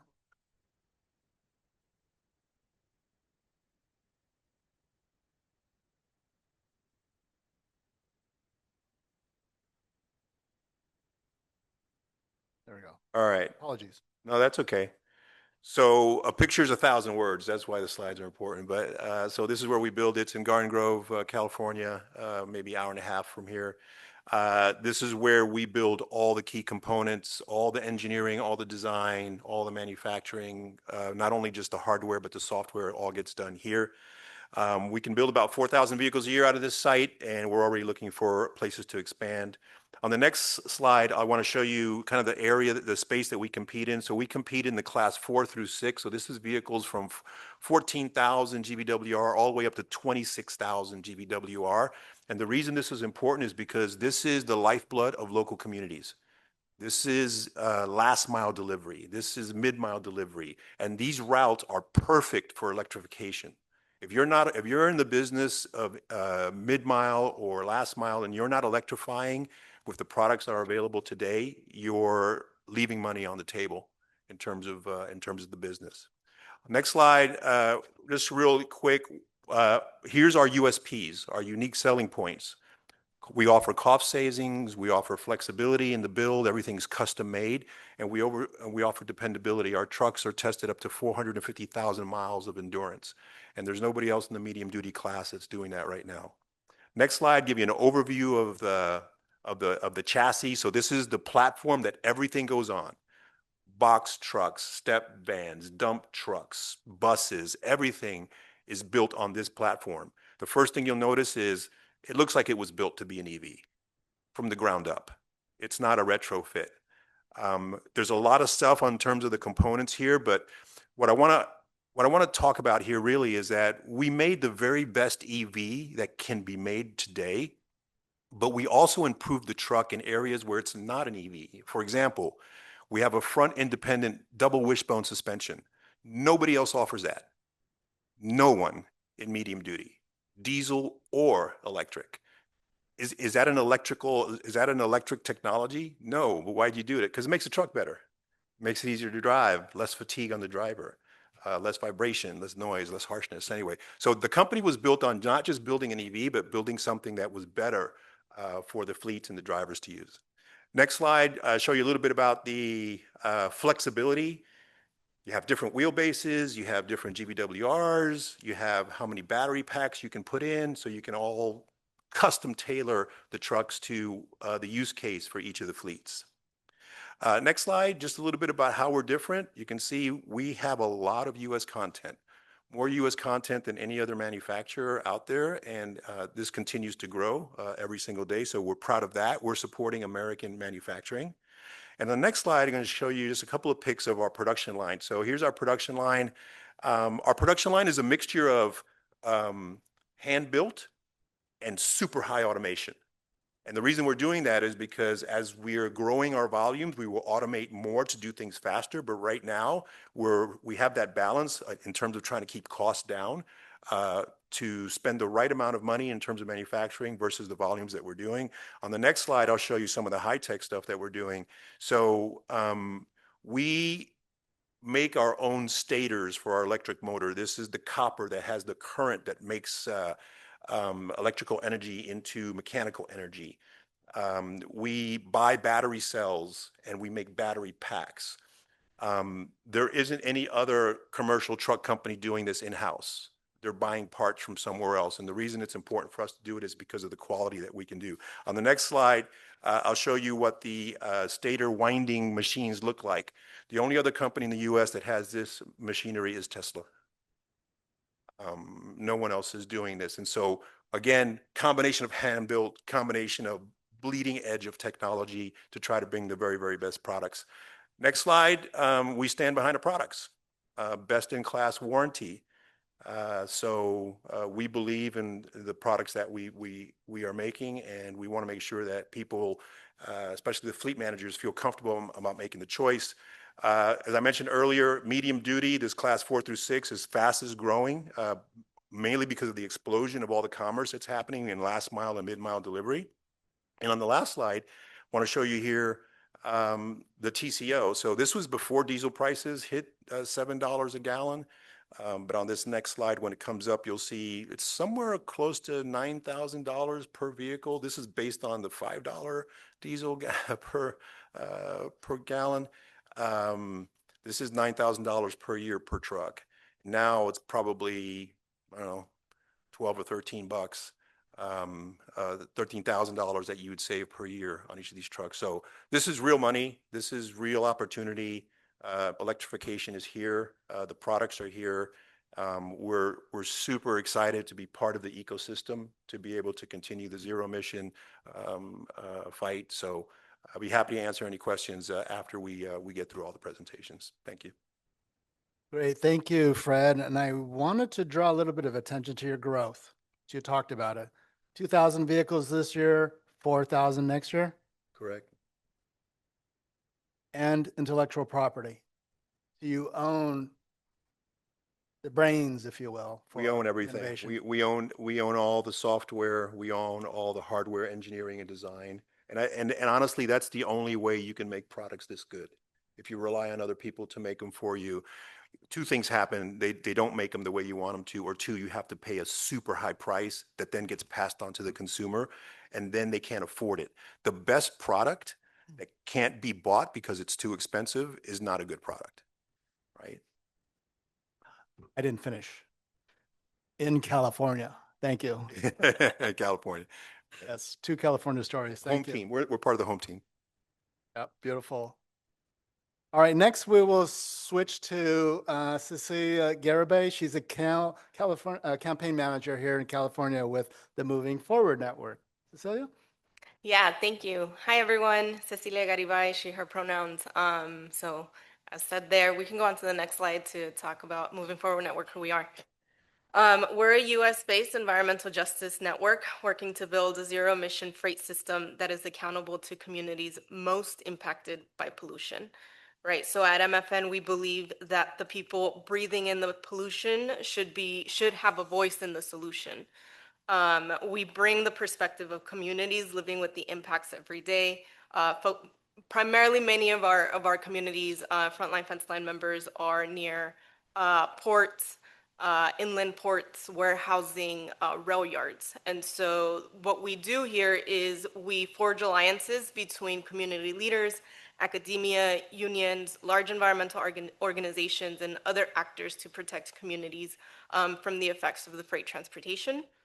And so overall, our vision is to ensure that these affected communities become healthy and sustainable places, reducing and ultimately eliminating the negative impacts of the system. And so the way that we do that is by abiding by our core commitments.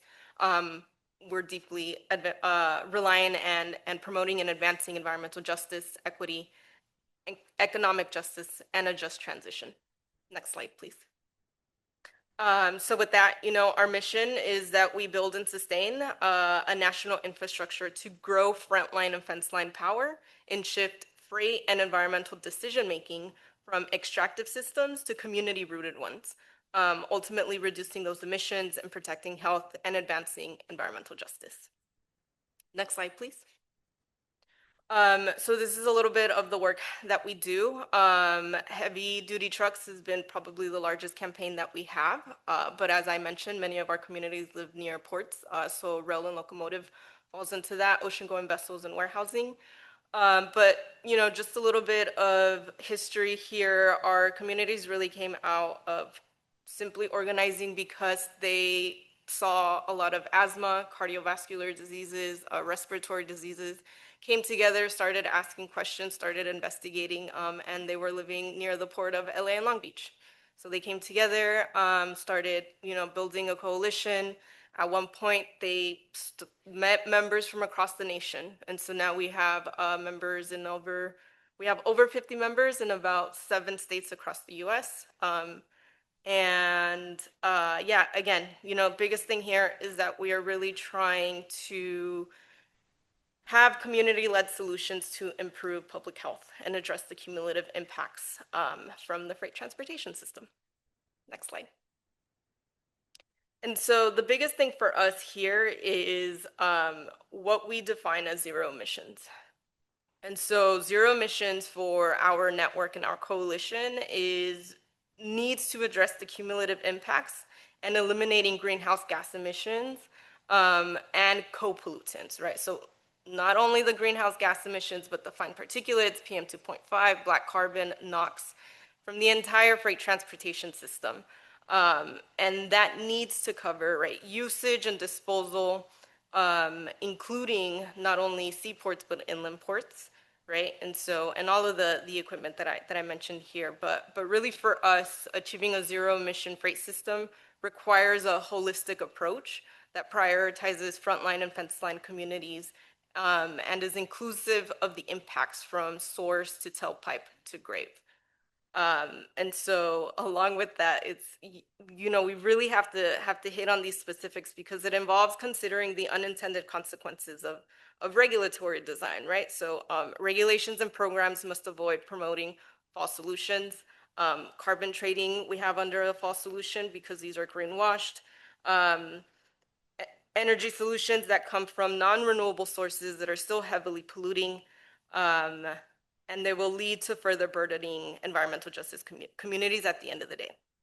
So to leave you with something that we always say, zero must mean zero. That is really what we stand by. And so we are really promoting and trying to be involved in the transition to zero emission heavy duty trucks in any way that we can. If you go to the next slide.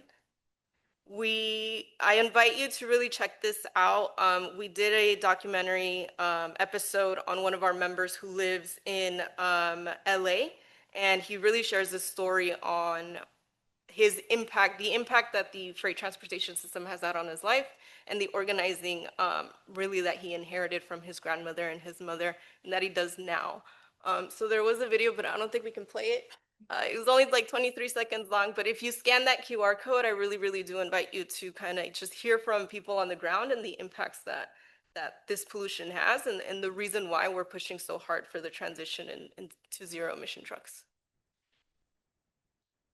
Great. Thank you, Cecilia. Community voice matters. The Drive Forward initiative I talked about at the beginning, we listen to communities, not just with respect to public health impacts and pollution, but we're also listening to the solution providers as part of this panel complexion. So thank you for that. Next, we'll hear from Christina Marquez with the International Brotherhood of Electrical Workers, Local 569. Christina? Thank you, Larry. Again, like Larry said, my name's Christina Marquez. I'm the environmental organizer for the union here, representing 3,700 members in San Diego and Imperial counties, so the whole southern border. Normally, I'd be talking about our apprenticeship and what we do with the Inside Wire apprenticeship program and sound and telecommunications, along with streetlight techs. Of which I went through the apprenticeship, so I do have my journeyman ticket. Super proud of having that. It's something that no one could ever take away from me.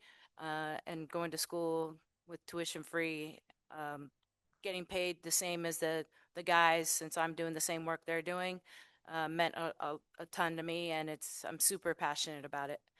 But today I'm going to talk about the Clean Technology Training Trust that was formed by our international. It's a nationwide trust. We see the need for the opportunity to maintain these new electric vehicles And, we want to make sure that it's done by the skilled and trained workforce. So we have the opportunity to form whatever is needed by the customer. So we do have a pre-apprenticeship. Thank you for moving that forward.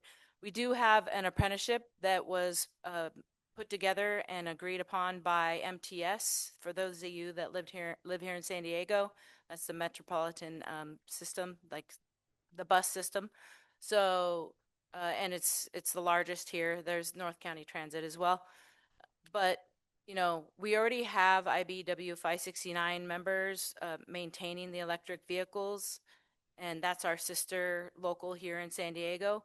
But they saw the need for training the next generation of technicians. And so, as you can see on the slide, it says, there's a shortage, and we want to make sure that we can help upscale those folks. Next slide, please. So I don't know how many of you know how the apprenticeship works, but we are a labor management apprenticeship trust. So we have the contractors, and then we have IBW, and then we have the apprenticeship, and together they form that labor management system. It's tried and true. It's been around for over 100 years here in the United States. Here in San Diego and Imperial counties, we've had it for over 80. So we're looking to, because we're tried and true, we're not trying to reinvent the wheel. Let's get these training trusts moving forward so that we can help all of you have those trucks maintained properly with the skilled and trained workforce. Next slide. We have over 300 apprenticeships already in the United States, along with Canada, Puerto Rico, Guam. And so the apprenticeships for the Clean Technology Training Trust can either be at those particular apprenticeships, or if you already have a facility like they do here in San Diego at MTS, they already have a state-of-the-art facility, they'll be utilizing that facility. So we can just, it's whatever the customer wants or needs, and we can form to it. Next slide. So like I said, the employer workforce needs, and then the Clean Technology Training Trust Partnership, along with the design, that's where they're at right now here in San Diego. They're in the process of designing the apprenticeship for what is needed, and then they'll present it to them. And then once they start doing that, they'll get their first apprenticeship moving forward. Next slide. So here at 569 San Diego, at the port, for instance, we've already done the EV infrastructure for the first all-electric tugboat in the United States. We did the 2 cranes, electric cranes, and now we're moving forward on their goal of getting to zero emission. Actually, it's electrified by 2030. We're helping them move forward on that. They have a proposed project at the port as well, called the Zero-Emission truck stop at the Tidelands port with a SkyCharger. There'll be 70 electric chargers along with fast chargers. I haven't heard about the megawatt yet. I hope that they maybe put that in there as well. It'll have restrooms, solar carport, and battery energy storage to supplement the power that's needed for all those chargers. So we'll be able to charge from 1 to 70 at one time at that truck stop. And they'll have a lease to own option. Basically, you can rent it as you need it. So you go there, you rent it, and then you return it. So they'll have that option. They're not, as many are saying, forcing you to buy something at that time. So I think it's a great opportunity, and keep an eye out for that when that opens up. Let's see. Next slide. Apprenticeships. Like I said, it was something that changed my life. The hands-on training, working on the job, getting paid while you're working, and then the schooling portion of it. It just, it really resonates in folks' brains that learn like that. And I'm one of those. Traditional college was not something for me. And so, this is something that gave me that opportunity to be able to embed it in my brain by doing it and learning it in the classroom. And, training those next generation of electricians along with the technicians and people that can maintain your trucks is something that is a huge goal of ours here at the International Brotherhood of Electrical Workers. So on the last slide, I'm actually giving this presentation on behalf of the Executive Director, Dr. Kimberly Moore. Her contact information is right there. Take a screenshot of it or something, or feel free to give her a call or email her. She's great, super easy to get a hold of. My cell phone and email are on there as well. I'm happy to connect with you. If you have anything in anywhere that you need help with, whether it be for the Clean Technology Training Trust, or you have questions about you need workforce that's skilled and trained with the EVITP certifications. And I don't know if any of you ever heard of ESAMTAC. Look that up, ESAMTAC.org. That's training on microgrids as well. So we have that certification that's not even required, and we've been doing that since 2018. So that's all I have. Thanks. Have a great day. Great. Thank you, Christina. So before we move forward, MCS, Megawatt Charging Station, EVITP, Electric Vehicle Infrastructure Training Program. Just want to keep up on all the. All right, great. Thank you. Thanks. Brendan, please. Thank you. Good morning, everyone. My name is Brendan Cotter. I'm with North County Transit District. My title is the Non-Revenue Vehicle Fleet and Equipment Manager. Essentially what that is the support vehicle manager. So I'm on the procurement side as well as the fleet management side. I'm with North County Transit District. We are North County, San Diego's public transit agency. So within that, we have multiple modes. So we have the Breeze, which is our bus system. And I'll talk more about that in a moment. We have our Lift, which is a paratransit system. We have Flex, which is a deviated fixed route system. We have the Coaster, which is the heavy rail that runs from Oceanside all the way down to San Diego. And then we also have the Sprinter, which is the light rail, which runs from Oceanside to Escondido and back and forth. My background is mostly on the rubber-tired side. So we do have within our Breeze system, we have over 150 buses comprised of CNG in order of quantity too, is what I'm going to list. So we have CNG, we have hydrogen fuel cell electric buses, we have battery electric buses, and we have diesel buses. The diesel contingent is our smallest group. We're down to 4. Some of you who work with diesel may be able to relate to the fact that our 4 diesel buses, I think 2 of them, the odometers have rolled over, meaning they have over 1 million miles on them. So there's longevity that we're trying to compete with the newer technologies. So also we do have over 50 medium duty vehicles. That's the contingent of our paratransit and our deviated fixed route. All over 50 of those are gasoline, so unleaded fuel. Our non-revenue vehicle side, we have over 140 heavy duty, medium duty, and light duty vehicles with a mix of gasoline and diesel, and then 100% of those are internal combustion ICE engines. But I'm here to speak today about our experiences at North County Transit District related to zero emissions.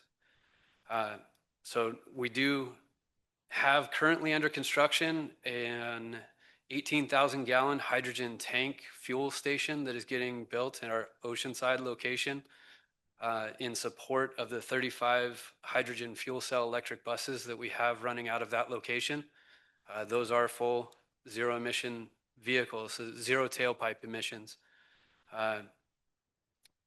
So if any of you are endeavoring in putting in tanks, hydrogen tanks, and supporting a hydrogen fleet, we do have experience in that for well over a year now.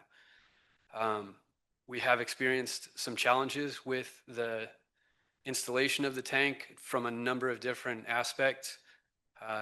So we're currently navigating those and solution finding and trying to get that up and running as soon as possible. At the moment, we are trucking fuel in which adds another component of complexity to it and challenges to overcome. We do have battery plug-in buses over at our Escondido location. Those are 2022 models, so we've had those for quite some time. And we did build in the capability to expand our charging capability without breaking ground. So we did see in advance that it was going to cost quite a bit to break ground, to add infrastructure. So we laid that down when we built the capability to charge 6 buses. All we have to do is plug and play to ramp it up to 12. So each of those 6 chargers is underground, designed and equipped to sustain 2 buses charging at the same time, though we only needed 6. So we do have that capability to, like I mentioned, just simply plug and play and get right down to work. Another component is maintenance in the shop. So increasing the type, quantity, and variety of PPE, the personal protective equipment, for zero emission with extremely high voltages.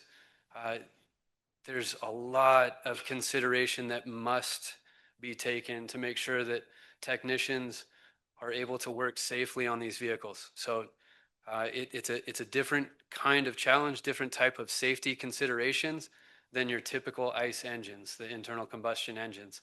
And it really needs to be taken seriously. And we're putting a ton of time and energy and resources into making sure that our technicians go home each night with all of their fingers, all their toes, perfect sight, in the same condition that they started that shift. So with that, renovating the shop, updating the shop, making sure that we have the proper safety equipment, safety sensing equipment. Some of you may know that hydrogen burns clean. So with that, you can't, if it's just pure hydrogen that's burning, there's no light that's emitted. So we have to have infrared heat sensors installed throughout our yard to catch if there is a hydrogen ignition event. So there's different types of considerations. And then also installing sniffers throughout the shop so that it can sense the gas, because a CNG sniffer is different than a hydrogen sniffer. So we need to make sure that we're properly outfit to make sure that the entire environment is safe and the work environment at that.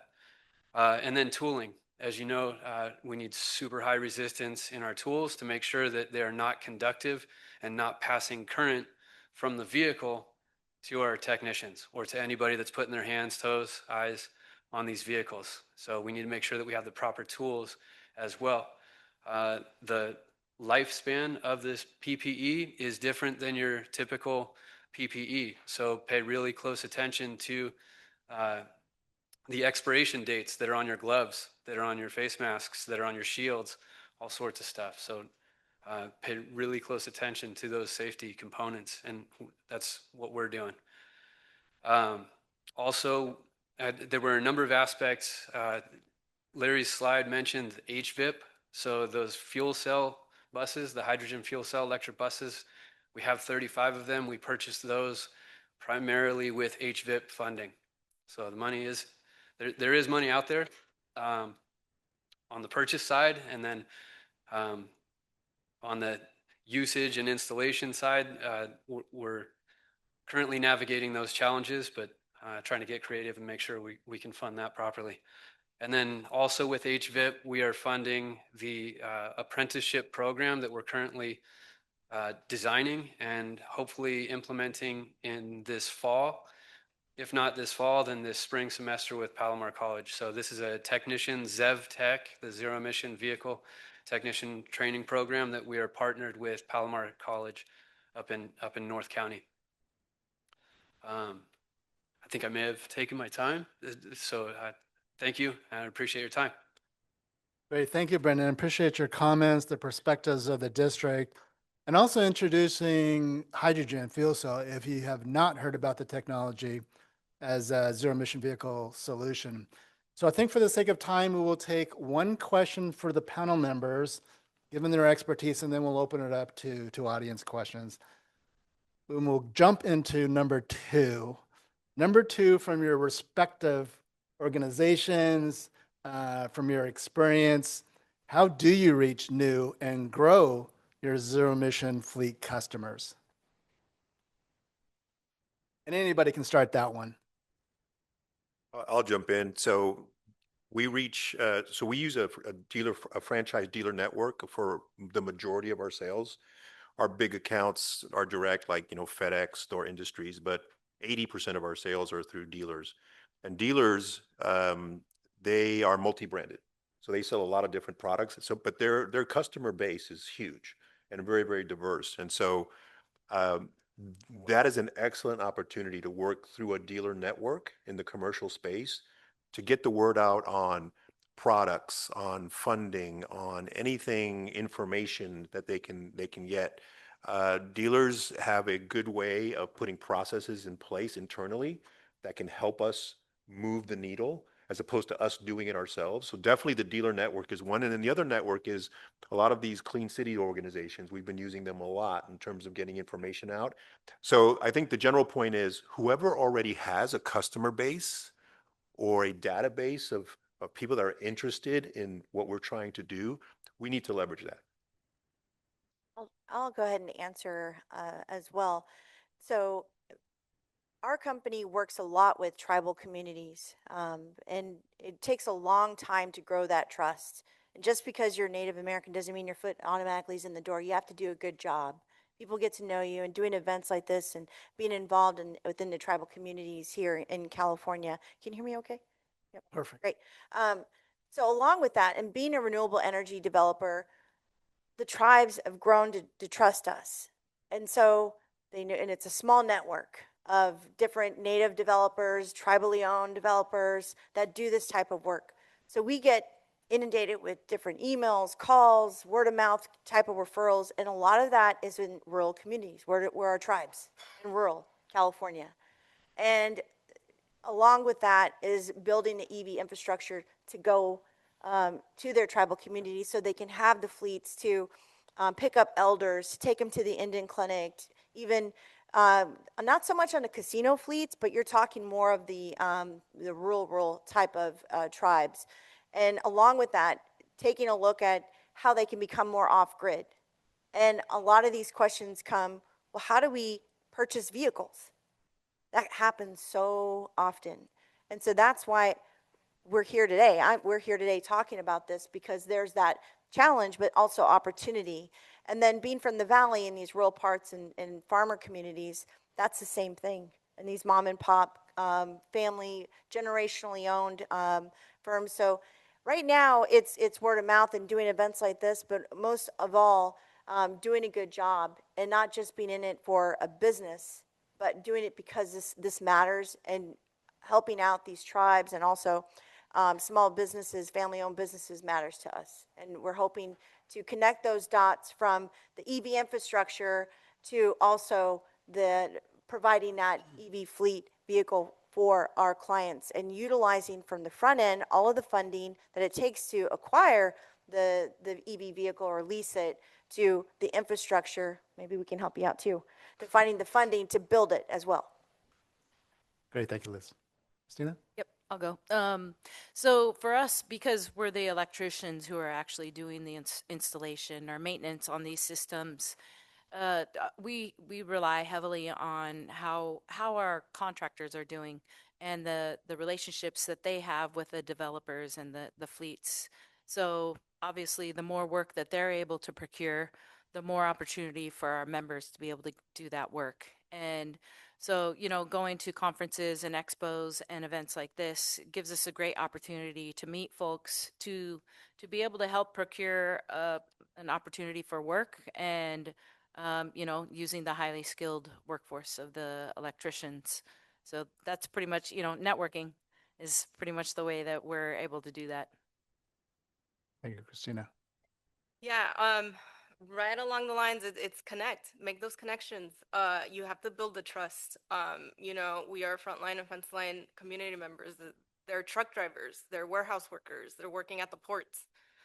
So you need to make those connections in order for them to understand the opportunities that come in this transition, right? I think a lot of the times that I have been here and I have seen, they often pit environmental and labor against each other, saying that the transition is going to remove and lose jobs. That is not entirely true when we are hearing from IBEW that they have an apprentice program that's now, because of the transition, offering new opportunities, right? But if we don't have these places like this to connect, I am super grateful to be here because now I can bring members to something like this and they can learn about it, but they can also connect with y'all. To not only have those opportunities for future jobs, but just to learn. And so like to CARB really quickly, y'all need to continue bringing in community, continue making it accessible, continue making it with translation and interpretation, because communities are the workforce and that's who's going to provide the transition at the end of the day. Great, thank you, Cecilia. We have time for one audience question. If somebody has a burning question, you're more than welcome to ask. Please, right over here, Michael. Thank you.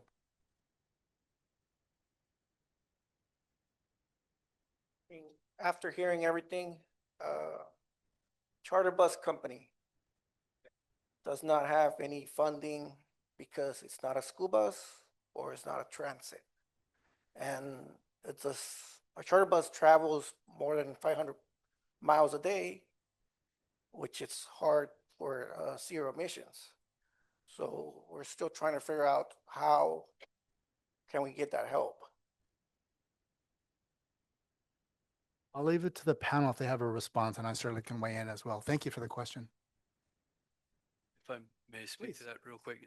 Good morning. We have found that hydrogen fuel buses do provide greater range than battery electric because they're essentially fueling themselves as they go.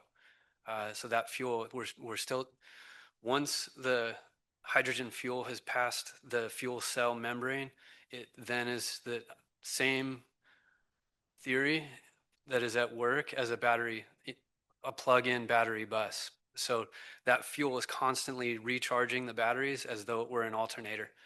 So it's the same concept. And with that, if you can add more tanks, you can add more range. So it's not that you got to keep plugging in and recharge batteries that are heavy. You can go light on the batteries, heavy on the fuel, and that fuel is constantly charging a lighter battery. It's still a work in development, but the range between hydrogen and battery electric, from our experience, that hydrogen does provide a significantly greater range. So you might be able to use that information. And I'll add something as well. Thank you for sharing that. I don't know enough about your challenge, but something that comes out to me is, and Larry, you might be familiar with this.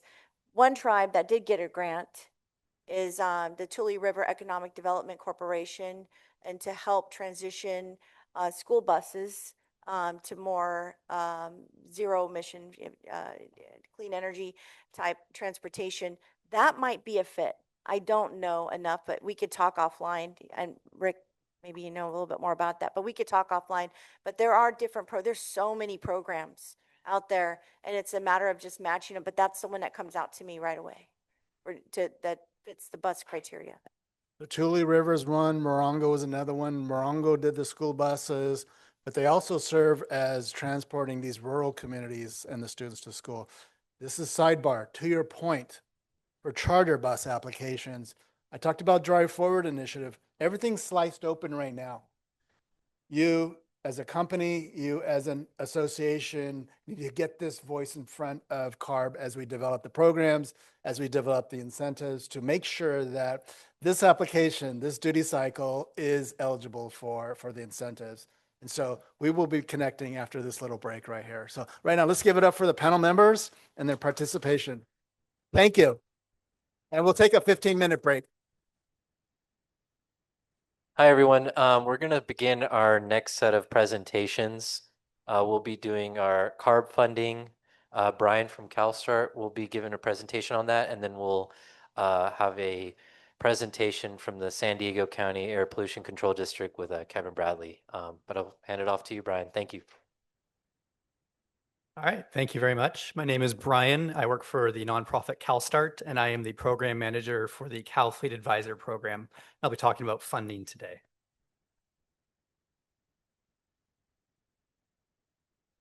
So the topics we're going to talk about today include the CORE, C-O-R-E program. That's the Clean Off-Road Equipment Voucher Incentive Project. Next, we'll talk about HVIP, which is the Clean Truck and Busser Voucher Incentive Project. And then finally, on the funding side, we'll be talking about the Innovative Small E-Fleet, ISEF, pilot program. We'll also talk about Cal Fleet Advisor, which is the program I run. And finally, we'll talk about CalCap, which is a program for financing. Today, we're going to start with the CORE program. Again, that's the Clean Off-Road Equipment Voucher Incentive Program. So CORE is a program that is intended to help accelerate the deployment of advanced zero-emission off-road technology. To date, we've funded over 2,300 off-road pieces of equipment, and over 700 fleets have participated. Of those fleets and pieces of equipment, over 70% are deployed in priority populations and disadvantaged communities. These numbers are a little out of date, but please note that some of them have been updated from what you see. If you go to the California CORE website, you can see the absolute most up-to-date numbers.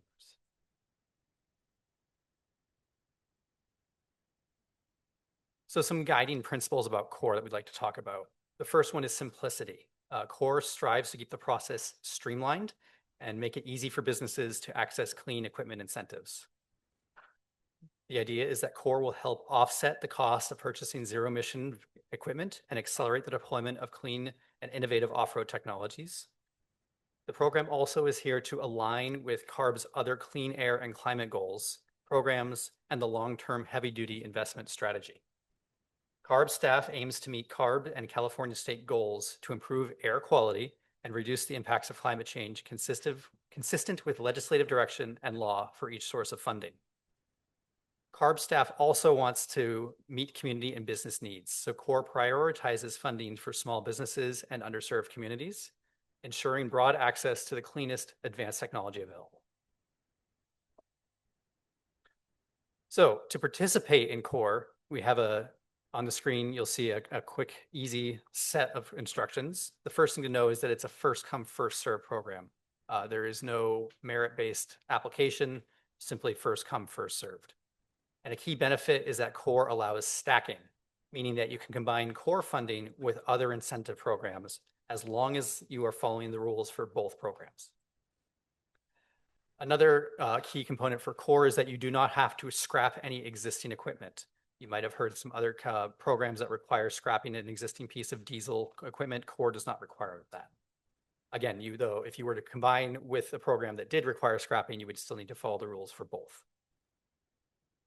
If you're interested in using CORE funding, there's a simple structured process to access it. First, you're going to choose your zero equipment vehicle. You can start by identifying the cleanup equipment that fits your fleet's opportunities. Everything listed in the CORE catalog is available. The website is available on that slide. Some funding categories include large forklifts, construction equipment, agricultural equipment, mobile power units, commercial hovercraft, and many more. Once you've decided what kind of equipment you're looking for, you would contact an eligible CORE dealer. You reach out to them. They're all in the same website, and they can walk you through options and how to apply for the incentive program. The dealer handles almost all of the paperwork for you. So as a fleet, you just have to work with the dealer and get the process started. So the dealer applies to CORE. They'll submit the voucher request. It's simple and streamlined, and you secure your voucher at the time of purchase. Even if you don't take delivery right away, the funding is reserved for you at that time. So you don't need to worry about losing funding somewhere through the process. Once you receive a voucher, when the funds are available, the voucher is issued and applied directly to your purchase. It's cash on the hood at the time of purchase. You only pay the discounted price. There's no rebate to apply for. CORE covers the difference upfront. There's no reimbursement and no waiting period. Once you have your equipment, you get to use it, and you pick up your new equipment and start working, reducing emissions in your community. There are a few terms and conditions that you'll need to follow for the next 3 years, but all in all, it's a pretty simple program to use. This year, CORE is expected to reopen in the fall, probably around mid-September. The total funding amount being proposed in the funding plan to the board is about $68 million for CORE. The funding plan details an annual guide of funds appropriated by the legislature through the California budget each year, and it shows how CARB will allocate and assign any eligible funding to the appropriated funds. The funding is not final until the Budget Act is signed by the governor. CARB is holding public work groups on July 2nd this year after the board meeting to provide an overview of the funding plan, an outline of the updates for CORE's implementation manual, announce the launch pipeline, and provide an opportunity for the public input. There will be an updated implementation manual for the year. It'll be published in mid-July and serves as the guideline for CORE participation for this upcoming cycle. If there are manufacturers interested in adding new equipment to the CORE catalog, they should submit their eligibility applications well in advance of vouchers opening up so there's time to process those applications. The deadline for manufacturers to submit applications for priority review is July 7th of this year. This allows CORE staff to review new equipment and add approved models to the catalog before the CORE voucher system opens. Similar to last year, voucher systems will be open for 3 months. This year is expected to open in mid-September and close in mid-December. You should be prepared to apply early to secure your voucher. This funding often goes quickly.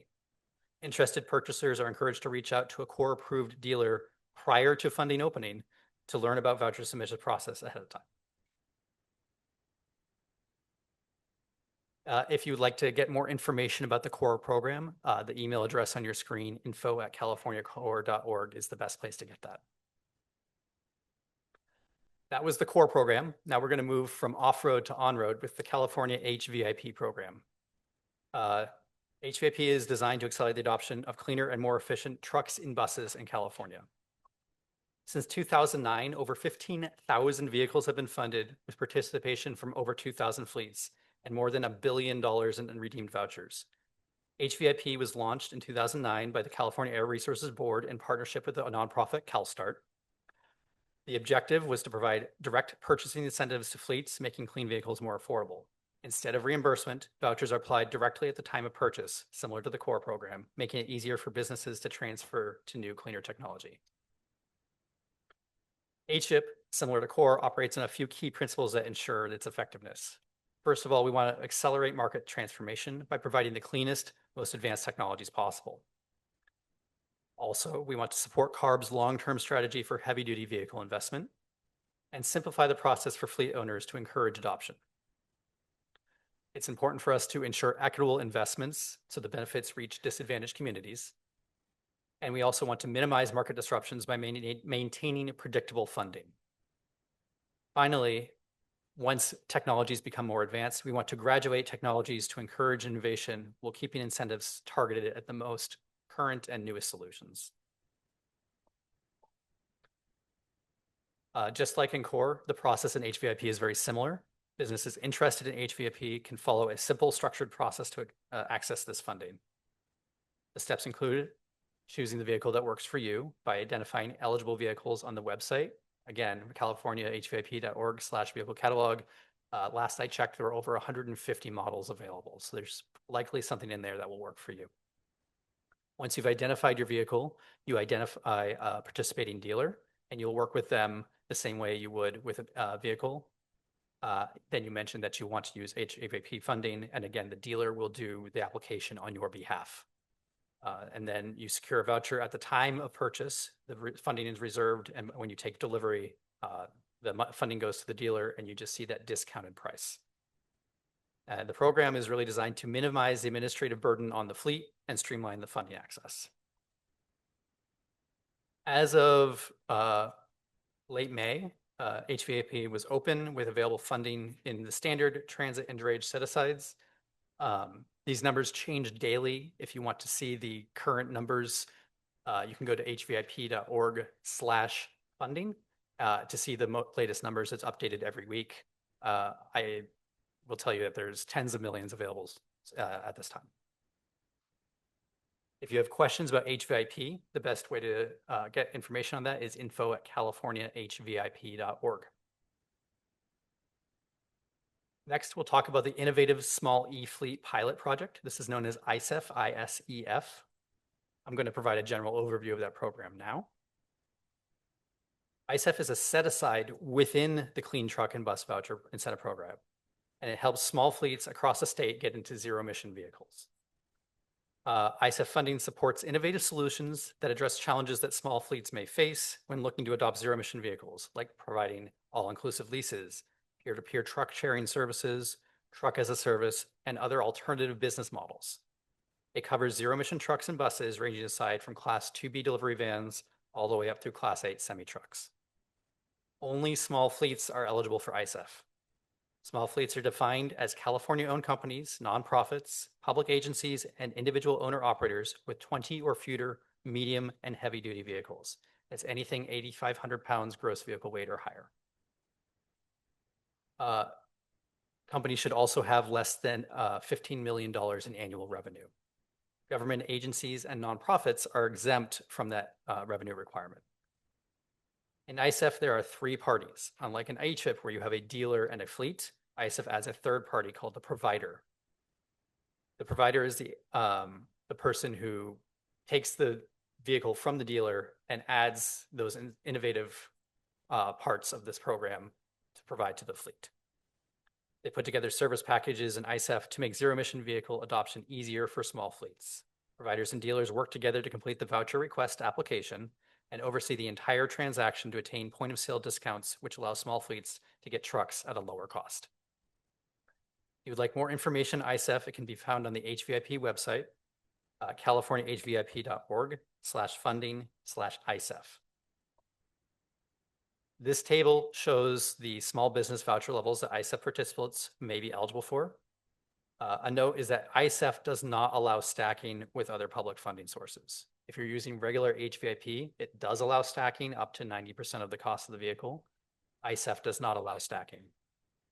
And again, for more information on this, that website, californiahvip.org/funding, is where you can find information on voucher amounts.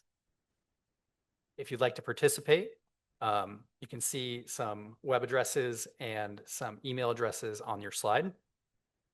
ISEF still has about $30 million in annual funding, and there are multiple ways you can participate.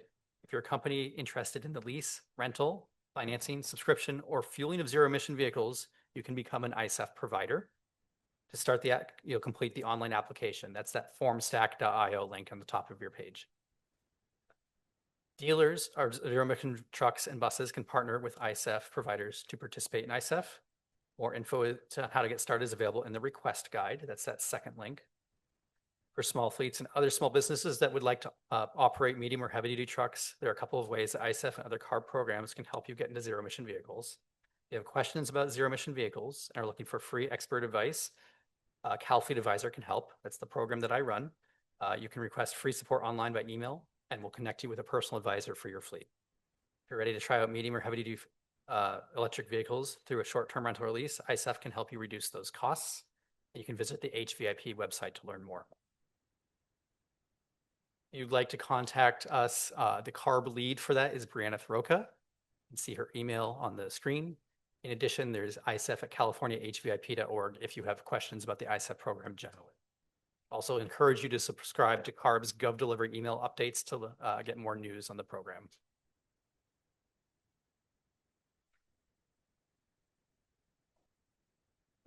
And it does not want to move forward. There we go. The last, that was for funding, incentive funding. We've covered all of that. If this feels confusing or overwhelming, if you would like help getting through these funding and integrating, zero-emission vehicles into your fleet, CalFleet Advisor is a great option for you. CalFleet Advisor is a free technical assistance program that helps medium and heavy-duty fleets across California simplify the path to zero-emission vehicles. We launched at the beginning of August in 2023, and it's administered by the transportation nonprofit CalStart on behalf of the California Air Resources Board. The Air Resources Board wants to help fleets in California with both financial and non-financial resources to help when using zero-emission vehicles. One of the financial incentives programs that we just talked about is HVIP. CalFleet Advisor is the non-financial side of HVIP. We work with fleets in California, especially small fleets and those in disadvantaged communities, to find the right vehicles, charging, and incentives like HVIP to be successful when adding zero-emission vehicles to their fleet. CalFleet Advisor offers fleets one-on-one guidance tailored to the fleet's needs, operations, and the level of zero-emission vehicle readiness. We offer fleet information on vehicle and infrastructure options, help with incentives and infrastructure, and help understand how you can benefit from operating zero-emission vehicles.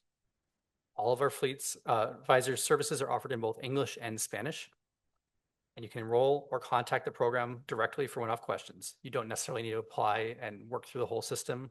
You either go step by step or help you with simple questions either way. It's easy and free to get started. Visit calfleetadvisor.org or scan the QR code on your screen, and an advisor will be happy to help you with your fleet's personal questions. Again, if you'd like assistance, please visit calfleetadvisor.org or send a note to the email on the slide. I will also be available in the next room afterward if you have any questions, like some more one-on-one help. My last topic today is going to be the Zero-Emission Truck Loan Pilot Project. The Truck Loan Pilot Program builds on the legacy that the Truck Loan Program that closed in 2023. The previous program supported over 43,000 loans in its lifetime. The program works by providing qualified lenders with a loan loss reserve account. What that means is that for each qualified loan enrolled in the program, CARB will provide 25% of the loan amount into the lender's reserve, which is typically held by a third party. The lender builds up their own account as they make more and more loans. Then, if a default were to occur, they can submit a claim form to recover their losses. With these funds available, lenders are better equipped to lend to businesses that might need more assistance than and may typically offer more favorable terms than businesses would otherwise qualify for. Lenders can use their own underwriting standards, but CARB does have a maximum interest cap of 20%. The program is open to small fleets with 20 vehicles or less. 20 is up from 10 in the previous loan program and is purposefully aligned with HVIP's small fleet size. Loans can include all Class 2B and greater, new or used, on-road zero-emission vehicles. A zero-emission vehicle with a gross weight rating of over 8,500 pounds and up is eligible. Warranties can also be included with the vehicle purchase. The program is very broad in what qualifies, and $14 million is available for the program. Participation is free for both fleets and for lenders. Applying is easy and free. Small fleets can participate by contacting an approved lender and completing a loan application with them. The lender then submits the loan enrollment directly to CalCap. Lenders can join the program by submitting an application directly to CPCFA and completing a brief training session. Just to be clear, to participate, small fleets apply through approved lender and the lender submits the paperwork in the background. There's a list of approved vendors on the CPCFA slide, which I'll show you on the next slide. Fleets also need to provide an attestation that they're in compliance with California labor law. The program is administered by the California State Treasurer's Office under the California Pollution Control Financing Authority. That's what CPCFA stands for, and has access to the California Capital Access Program, or CalCap. CPCFA administers the program on a day-to-day basis. We realize that planning for infrastructure is a key part of successfully operating a zero-emission vehicle. To that end, CARB has been working closely with the California Energy Commission to offer and align and accompany infrastructure loan program support. This program will assist with new vehicle charging and fueling needs, can be charging stations or hydrogen fueling stations, and it's very broad. Additionally, the Southern California Edison Company has funded a similar loan support program specifically for battery electric trucks and customers in their service territory. It includes both the vehicles and the infrastructure. As a stronger focus on certain priority and rural communities, but if you qualify for the Southern California Edison program, then you would typically apply to it first since it currently has more funding. We're working hard to unify all three programs as much as possible, and all the information can be found on the CPCFA website, which we'll see on the next slide. So on the slide, you can see a screenshot of the Zero Emission Truck Loan Program website and the link to access it. CARB also has an overview webpage that links to this main one. And of course, you can go to the CARB Zero Emission Loan Program to find it. I'm going to run through some of the links you see in the middle of the webpage and give a quick explanation. The first box gives general information about the overall loan, project, and eligibility.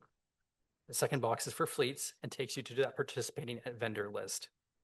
As I mentioned before, fleets contact a lender to use the program.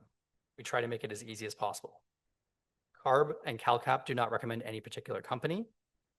So I would suggest that you do your own due diligence and shop around a bit to get the quotes for the best for your fleet.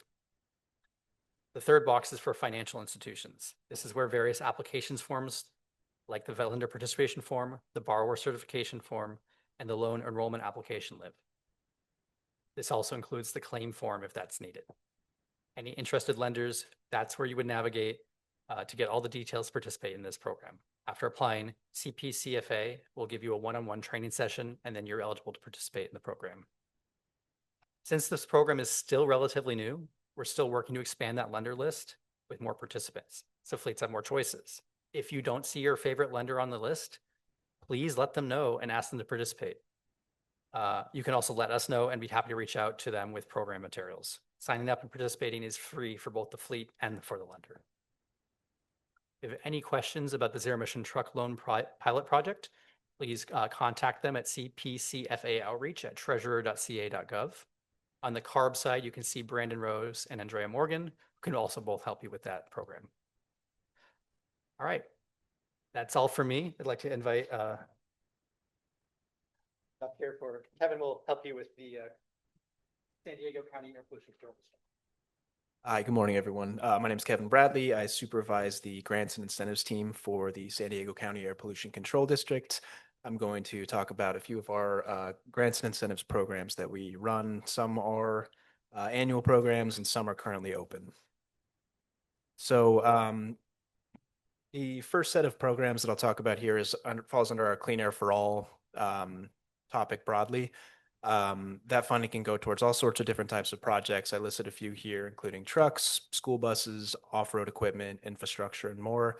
Now that program, the application for that program did close back on May 15th, but we are planning on running another solicitation, most likely next spring. So if you're interested in getting some funding for your projects, it's never too early to start planning. There's a lot of information that needs to be gathered.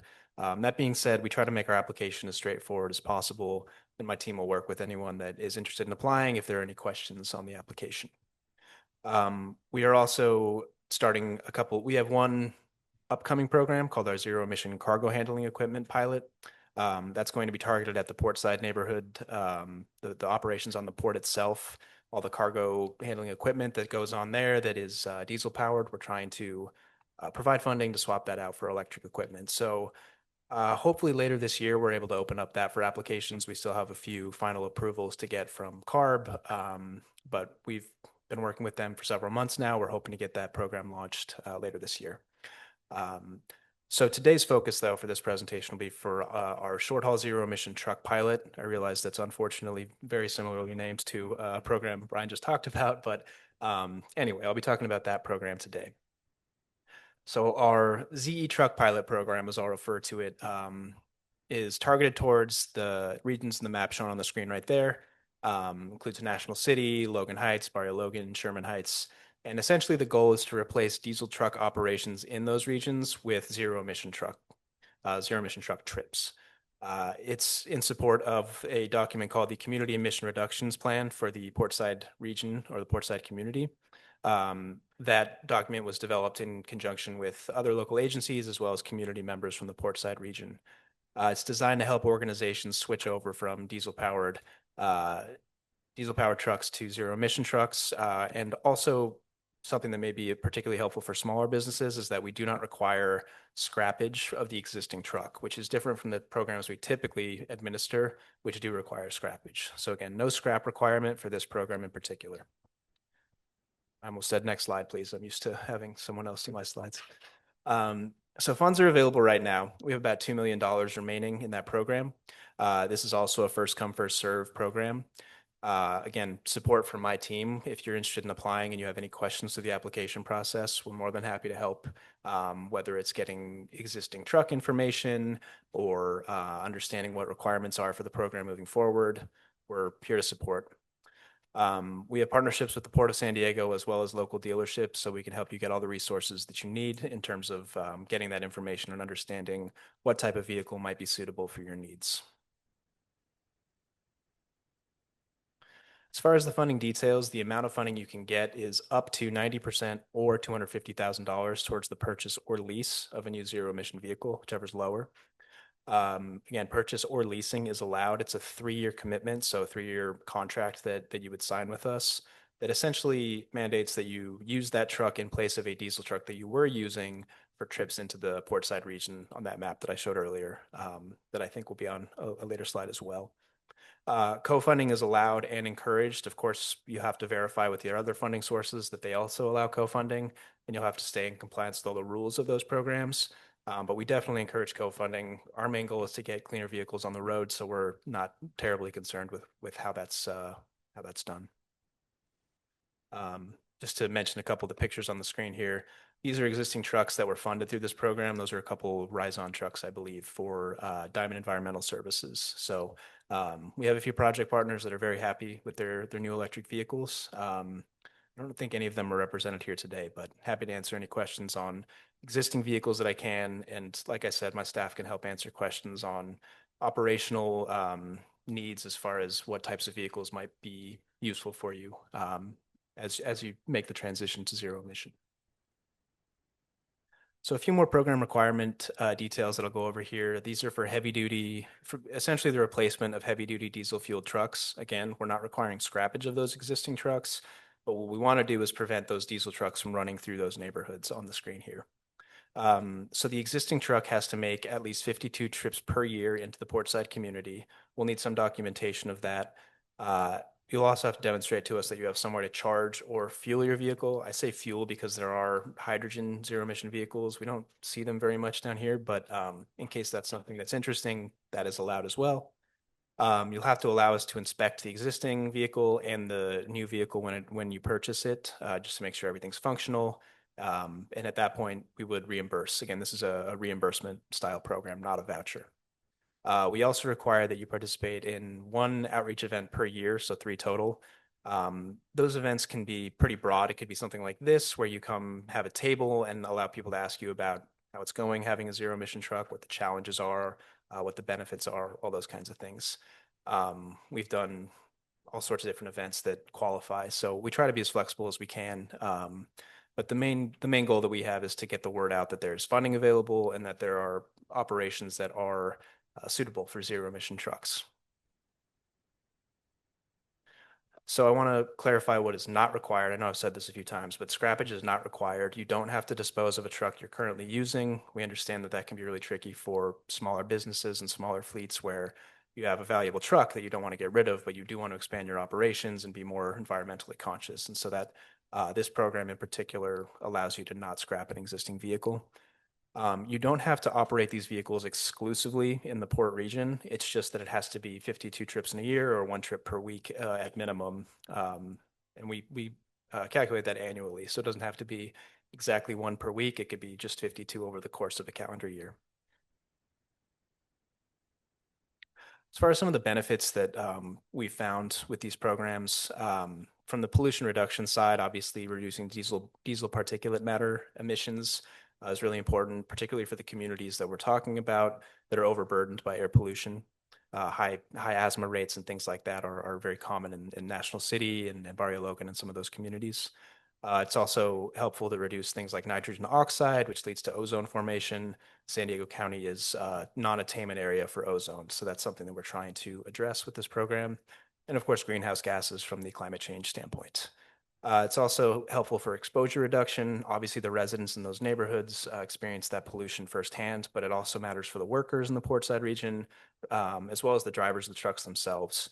I don't have any article or scientific paper to point to, but anecdotally, we've heard from drivers that they do feel better just day to day driving a zero emission truck versus sitting on top of a diesel engine all day. So something to consider with workers as well. And then it gives you an opportunity to upgrade your fleet to newer, cleaner equipment. You can save over time. You can save money on fuel costs, on maintenance, things like that. I drive an electric car myself. No oil changes is kind of nice. Gives you a chance to test out zero emission trucks and see how they'll fit into your operations. And it also allows you to expand your operations again because of that no scrap requirement. So I encourage you to apply. There's a QR code on the screen, which will take you to the main page for the Zero Emission Truck Pilot Program. We also have a general grants page which can give you more information on the other grant programs we administer, which could be useful for you in the future as you plan future fleet changes and upgrades and things like that. We also have a table in the next room, so if you have any specific questions that don't get answered during this session, please feel free to stop by. And you can email us that general inbox on the screen there, cleanairgrants@sdapcd.org. That will go to my entire team, and we'll make sure to get back to you. I think, are we doing a panel next, Michael? Like a Q&A panel? Cool. Yeah. Okay, well, thank you, everybody. And yeah, happy to answer any questions. Yeah, just raise your hand if anyone has questions and I'll bring a microphone over. Oh.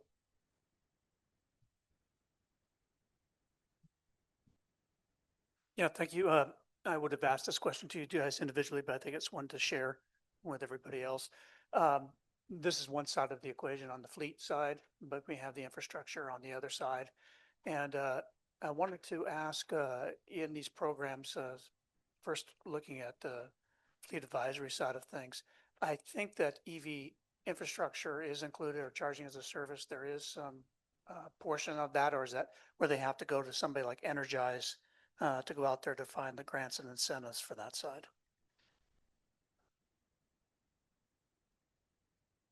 So the question was if infrastructure is included in the programs I was talking about. So the only one of the programs that I was talking about that would include infrastructure would be the ISEF, the Innovative Small E-Fleet Program. CalCap might also be able to help lend some of that. For infrastructure funding through the state of California, the primary, for heavy duty on-road, the primary program would be the Energize program, which is administered by the California Energy Commission. The Energize with 2i's.org for more information. This one's working. Yeah, of course, infrastructure is a crucial part. Does you no good to have an electric truck if you have nowhere to charge it. So to that point, our Clean Air for All program, which again is the annual one, we do offer incentive funding for infrastructure through that program. So the application is likely to open in the spring of 2027, probably in the March range. We also are working to fund some projects now that are ongoing to create some public charging for trucks specifically. So something we're trying to address, but if you are looking to have charging installed at your own facility, that is something that we can fund, subject to funding availability and all those kinds of things, of course. But the QR code that I have on the screen, there's a place to sign up for email alerts. I can also get you my business card and whatnot to make sure that you stay in the loop for funding opportunities. And another good resource for funding generally is to go to calfleetadvisor.org/resources. On there, you'll see a link to our funding finder page. And that is a resource that includes most of everything that we can find in the state. So funding finder, you click on the category that you're interested in, whether it's vehicles or infrastructure, et cetera, and it should list everything that we know about. Hello, my question's in regard to the core program. I think you said that forklifts are also eligible for that program. Forklifts are currently a category in core. I haven't seen the new implementation manual, so I'd encourage you to attend the workshop on that to see what they do with that. Okay, because I was going to ask if like there's specific classes of forklifts that are included into that, or is it all inclusive or whatnot? So I would encourage you to check out the new implementation manual. If it were to change, that would be the best place to see it. Okay. Again, coming out probably early July. Okay. I could tell you what's going on now, but with the funding closed and it reopening with new rules, I wouldn't want to mislead you. Sure. Okay. Sounds good. Thank you. And just for your information, we do offer incentive funding for off-road as well. So potentially available to stack funding with those two programs. Are there any other questions for Brian or Kevin?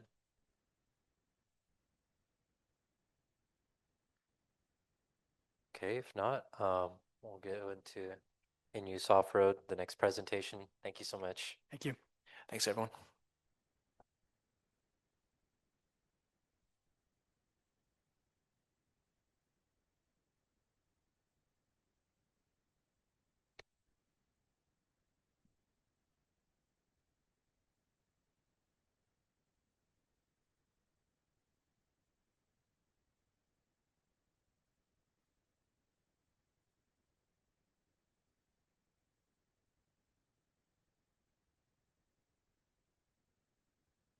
Okay, hi, my name is Henry with the California Air Resources Board. I'm an air resources engineer, and I'll be talking to you about the in-use off-road diesel fueled fleets program, which we known as the ORD program in the slides. So I'll go over a brief overview of what the regulation requires, and also some resources you may want to access. So this regulation has been in effect since 2008. It applies to diesel-powered equipment that are 25 horsepower or greater and are off-road across a variety of sectors from construction, mining, industrial equipment, and others. It also applies to some two-engine on-road vehicles and workover rigs. The premise of this regulation is based on declining fleet average emissions. There are fleet average targets that are specified in the regulation, and they decline per year, down to the lowest level in 2023 for large and medium fleets, and then in 2028 for small fleets. So small fleets are still in the phased compliance approach right now. The average targets are calculated based on your fleet compositions, and so they would have to meet the fleet average targets. Another requirement is a ban on adding older equipment. Currently applies to all equipment that are not Tier 4 final for large and medium fleets, and for small fleets up to Tier 4 interim. So Tier 4 interim are still allowed for small fleets up until 2028. Another requirement is to report and label all equipment using an EIN label, such as the one you see on the screen. And there are also idling limits, no idling more than 5 consecutive minutes. And so I'll be talking about some of the other requirements in more detail. They're listed here. The next slides will talk about them with some examples and details. But first, a lot of these requirements are based off the off-road engine standards, which are known as the tiers. Tier 0 being the oldest and therefore the most emissions, and Tier 4 final are the newest ones, the current ones. They're based on the certification levels that are adopted by the California Air Resources Board as well as the U.S. Environmental Protection Agency. You can find the tier of the engine on the emission control label that is on the engine. It's a sticker on the engine. So now that we know about the tiers, we can talk about the tier phase out requirement. So depending on your fleet size, the oldest equipment will need to be phased out of fleet. This means you would have to sell the vehicle with those engines, or you can put them into low use. You can see the schedule here. We're at 2026 now, so that means a large fleet will have to have phased out Tier 0s and 1s, and medium fleets Tier 0s. Small fleets will begin their tier phase out requirements in the next phase in 2028. Next, we have an expansion on the ban on adding vehicles compared to before. This regulation was amended in 2022. So you can see, according to this schedule, in 2026, large and medium fleets are now only allowed to purchase Tier 4 final, while small fleets can also purchase Tier 4 interim.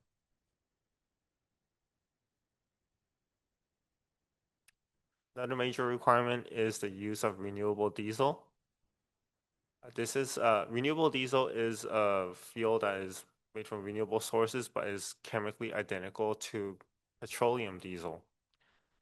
So this is a requirement that started in 2024, and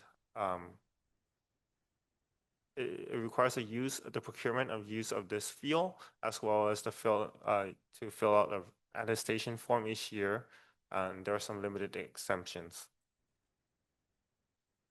So if you have found that you are unable to purchase this fuel, you can document that by looking up all the different filling stations around you, and given sufficient documentation, you can attest on the form that you're unable to purchase, and depending on enforcement needs, they may ask you for the documentation. If your fleet is consists of entirely of Tier 4 final equipment, you're also exempt from procuring and using R99 renewable diesel. Fleets that are used exclusively in the far northern parts of the states, the captive attainment areas are also exempt, but unfortunately not in San Diego. And also areas that are very cold are exempt during the winter. Another requirement is for prime contractors and public works awarding bodies. So basically, entities can now only contract with compliant fleets. And one way to verify that is that the public works awarding bodies have to collect the compliance certificates from the fleets that are the contractors. There will also be, on the prime contractor side, some requirements such as signage indicating the requirements of this regulation. There are templates available from our website that the prime contractors can use. And also, if there are any non-compliant vehicles, prime contractors should notify us so that we may work with them to identify who the owners of those equipment are. There are some exemptions for emergency operations, so depends on the circumstances.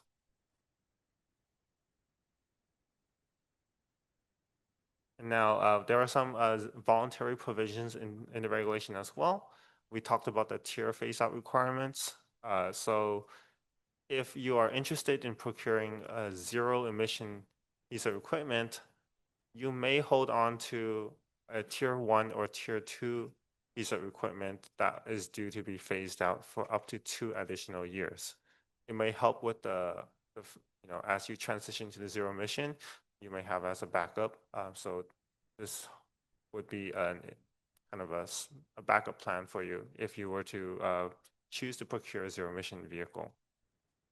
The zero emission equipment should be similar in the max horsepower range to the equipment that you are planning on keeping for a bit longer. And both equipment will need to be reported to CARB through doors. And if you are really committed to converting your fleet to zero emission, your off-road fleet to zero emission, that would mean 15% turnover to zero emission by 2030 and 50% by 2035. And you may consider going through the process of the zero emission technology application. So this provision allows you to follow an alternative plan where you convert the fleet to those 2 percentages up to 50% by 2035, and in exchange, you will be exempt from most of the normal requirements that we just discussed earlier.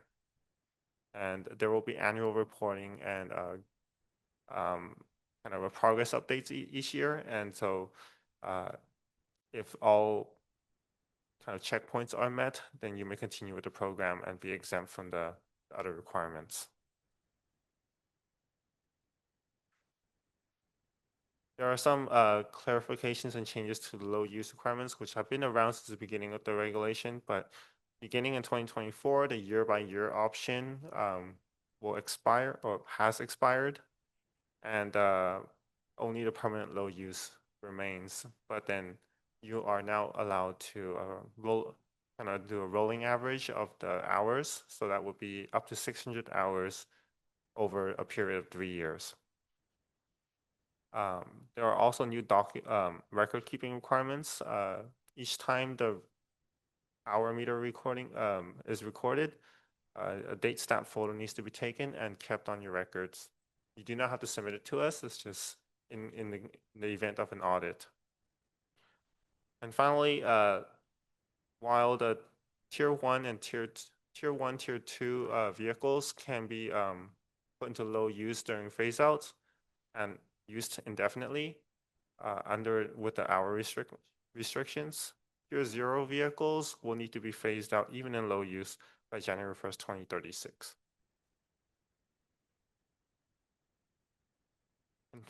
And with one other requirement are that emission control labels need to be present on the engine block. If they have fallen off, you need to request a new one from the engine manufacturer or a dealer. And finally, for some funding resources, as you probably have heard in the presentations earlier, there's the CORE program, the CARB program, and also local air districts such as San Diego APCD has resources for funding. And for further program resources, such as the regulation text or for the poster content for the contractors, you can find them on these links. They're on the presentation that are printed and you have them. And finally, that's our phone number, our hotline, and also an email address for doors@arb.ca.gov.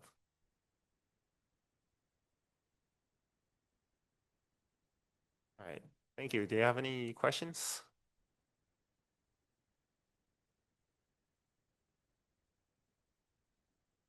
Any questions for?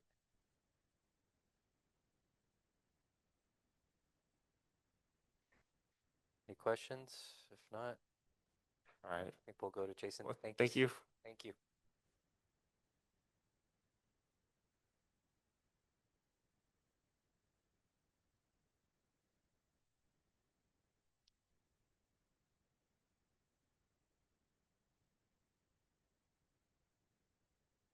All right.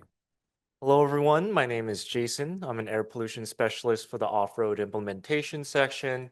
Today, I'll be presenting the zero-emission forklift provision overview, and this regulation's only for state and local government fleets. So to start off, the zero-emission forklift regulation was approved for adoption in June 2024 as a near-term action intended to help California meet its air quality and climate goals through zero-emission technology implementation in forklifts. The regulation will achieve emission reductions of pollutants and greenhouse gases by requiring the phase out of forklifts using large spark ignition LSI engines, such as those running on propane, natural gas, and gasoline. Cost savings from full implementation of the regulation through 2043 are estimated to provide a cost savings of $7.5 billion in health benefit savings and $2.7 billion in net fleet cost savings. Currently, there are about 80,000 zero-emission forklifts in operation in the state. Forklifts subject to this regulation are Class 4 and Class 5 large spark ignition forklifts that are propane, natural gas, or gasoline fueled. Class 4 forklifts have solid or cushion tires that operate on dry and smooth surfaces like indoor warehouses, while Class 5 forklifts have pneumatic tires and operate on rough or uneven terrain. They can be used indoors or outdoors. Sorry about that. Starting on January 1st, 2026, fleet operators subject to the zero-emission forklift regulation may not acquire certain forklifts. So, for example, you can continue to buy used 2025 or previous model year LSI forklifts as long as they have not been phased out yet according to the schedule. Or you can buy new 2025 LSI forklifts up until January 1st, 2027. From 2028 through 2038, fleet operators will be phasing out their LSI forklifts by the oldest model year first. And fleets are required to initiate discussions with their electric utility provider by March 31st, 2026 regarding any necessary upgrades and submit the correspondence to CARB. So this is the reporting timeline. Again, starting on March 31st, 2026, fleets should initiate contact with their electric utility provider and provide the correspondence to CARB. April 30th, 2026 was the initial report due date for large fleets, and September 30th was the initial report due date for small fleets. Starting on January 1st, 2028, large fleets will start phasing out their Class 4 LSI forklifts. And starting on January 1st, 2029, small fleets that are opting to utilize the alternative phase-out schedule shall begin phasing out their Class 4 LSI forklifts. On January 1st, 2030, large and small fleets will be subject to the Class 5 LSI forklift phaseouts, so there's no alternative schedule for this one. And April 30th and September 30th is the annual update or report that is due for large fleets, and September 30th is the small fleet one.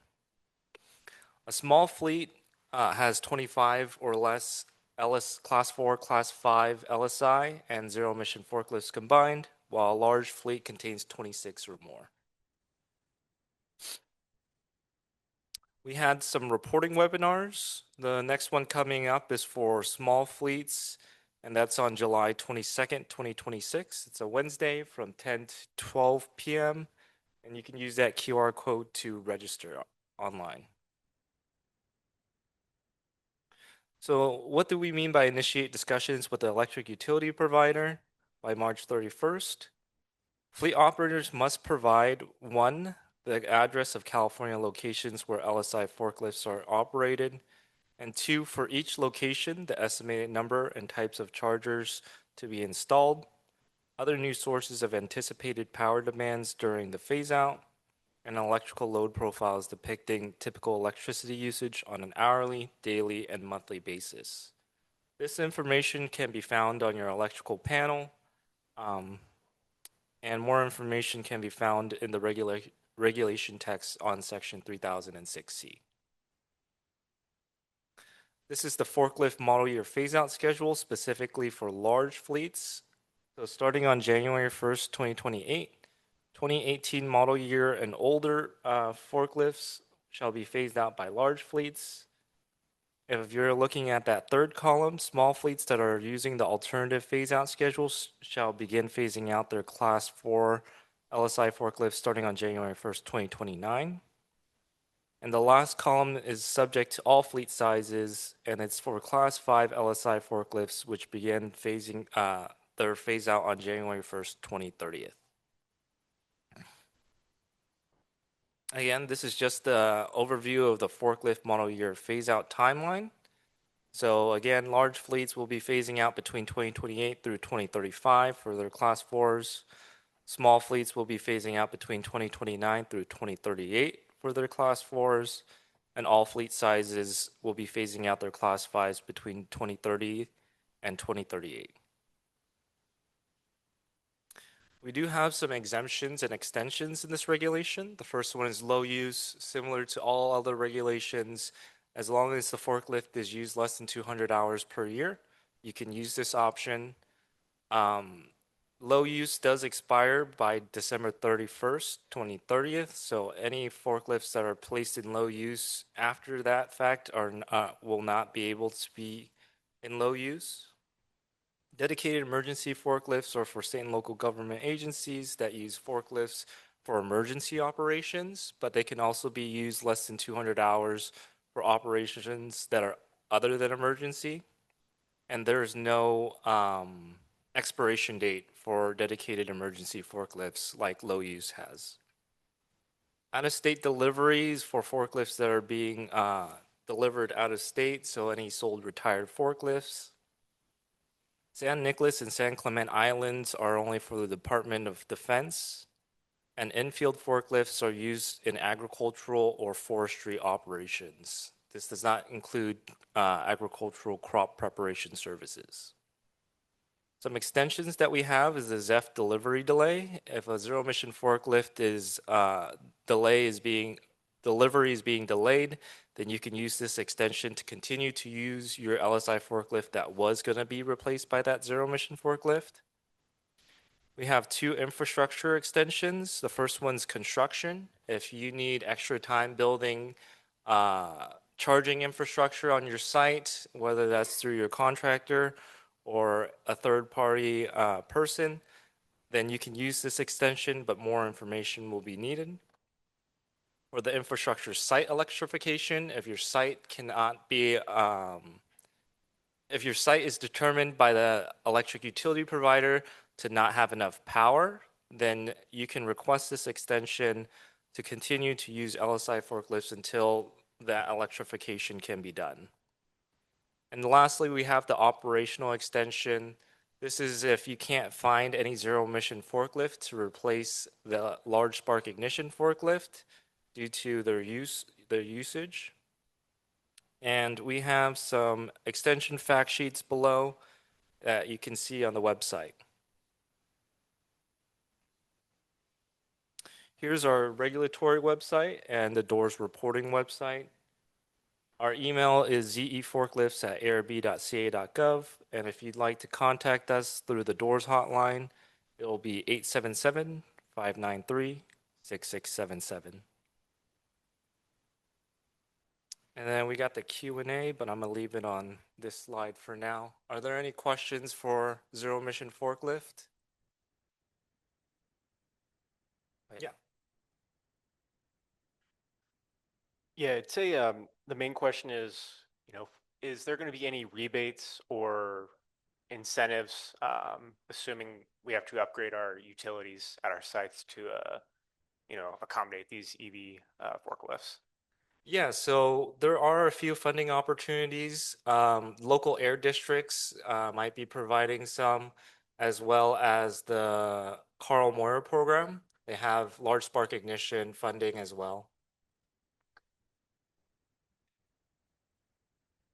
Any other questions? Michael? Oh, yeah.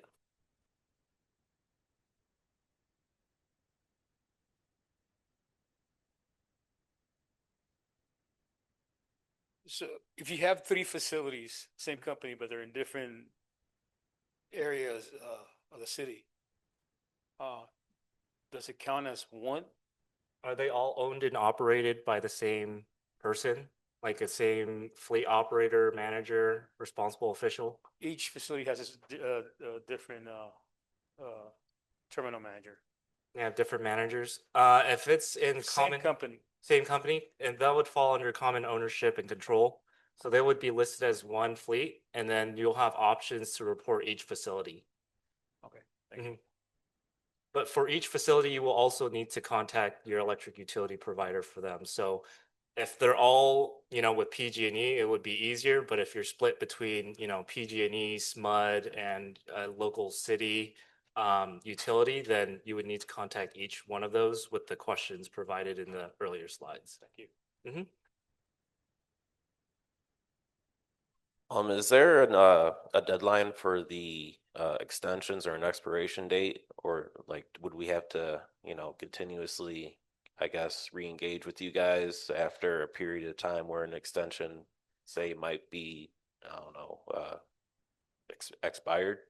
Yeah, so extensions last between 1 to 3 years, and then some of them can continually be renewed.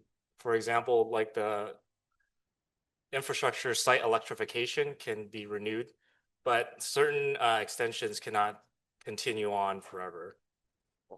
Thank you. Are there any other questions?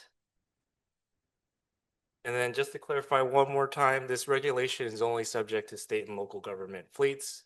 Private entities are encouraged to voluntarily comply, but they're not necessary. It's not necessary for them to report. Just to follow up on that question, do you have a timeline for expect the EPA authorization to enforce it to just other fleets that is not public or local? As of right now, our advisory states that we won't be enforcing on private entities. There's no update on that from now on, for now.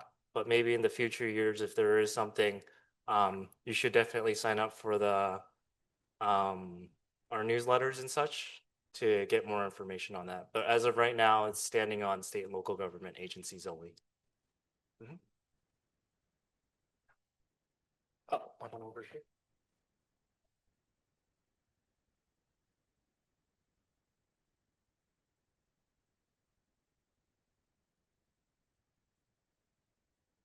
Does the information we just went over, you mentioned large spark, I might have missed it. Does this equally apply timelines and everything to diesel? So diesel forklifts that are 25 horsepower or greater, self-propelled, and has an off-road engine would be subject to the off-road diesel regulation that was the previous slides. Any other questions?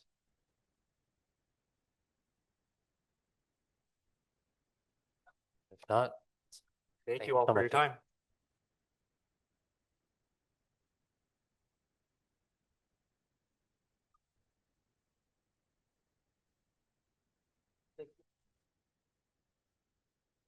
Everyone, we have come to the conclusion of our event. Please make sure if you have not taken the evaluation, we have a survey. We'd appreciate your feedback. If you have any comments or if you can tell us how we can improve. There's a QR code and we had some eval forms in the packets that were handed out earlier. But yeah, we just want to thank everyone for attending today, and we'll definitely keep everyone aware of our next events. Thanks, everyone.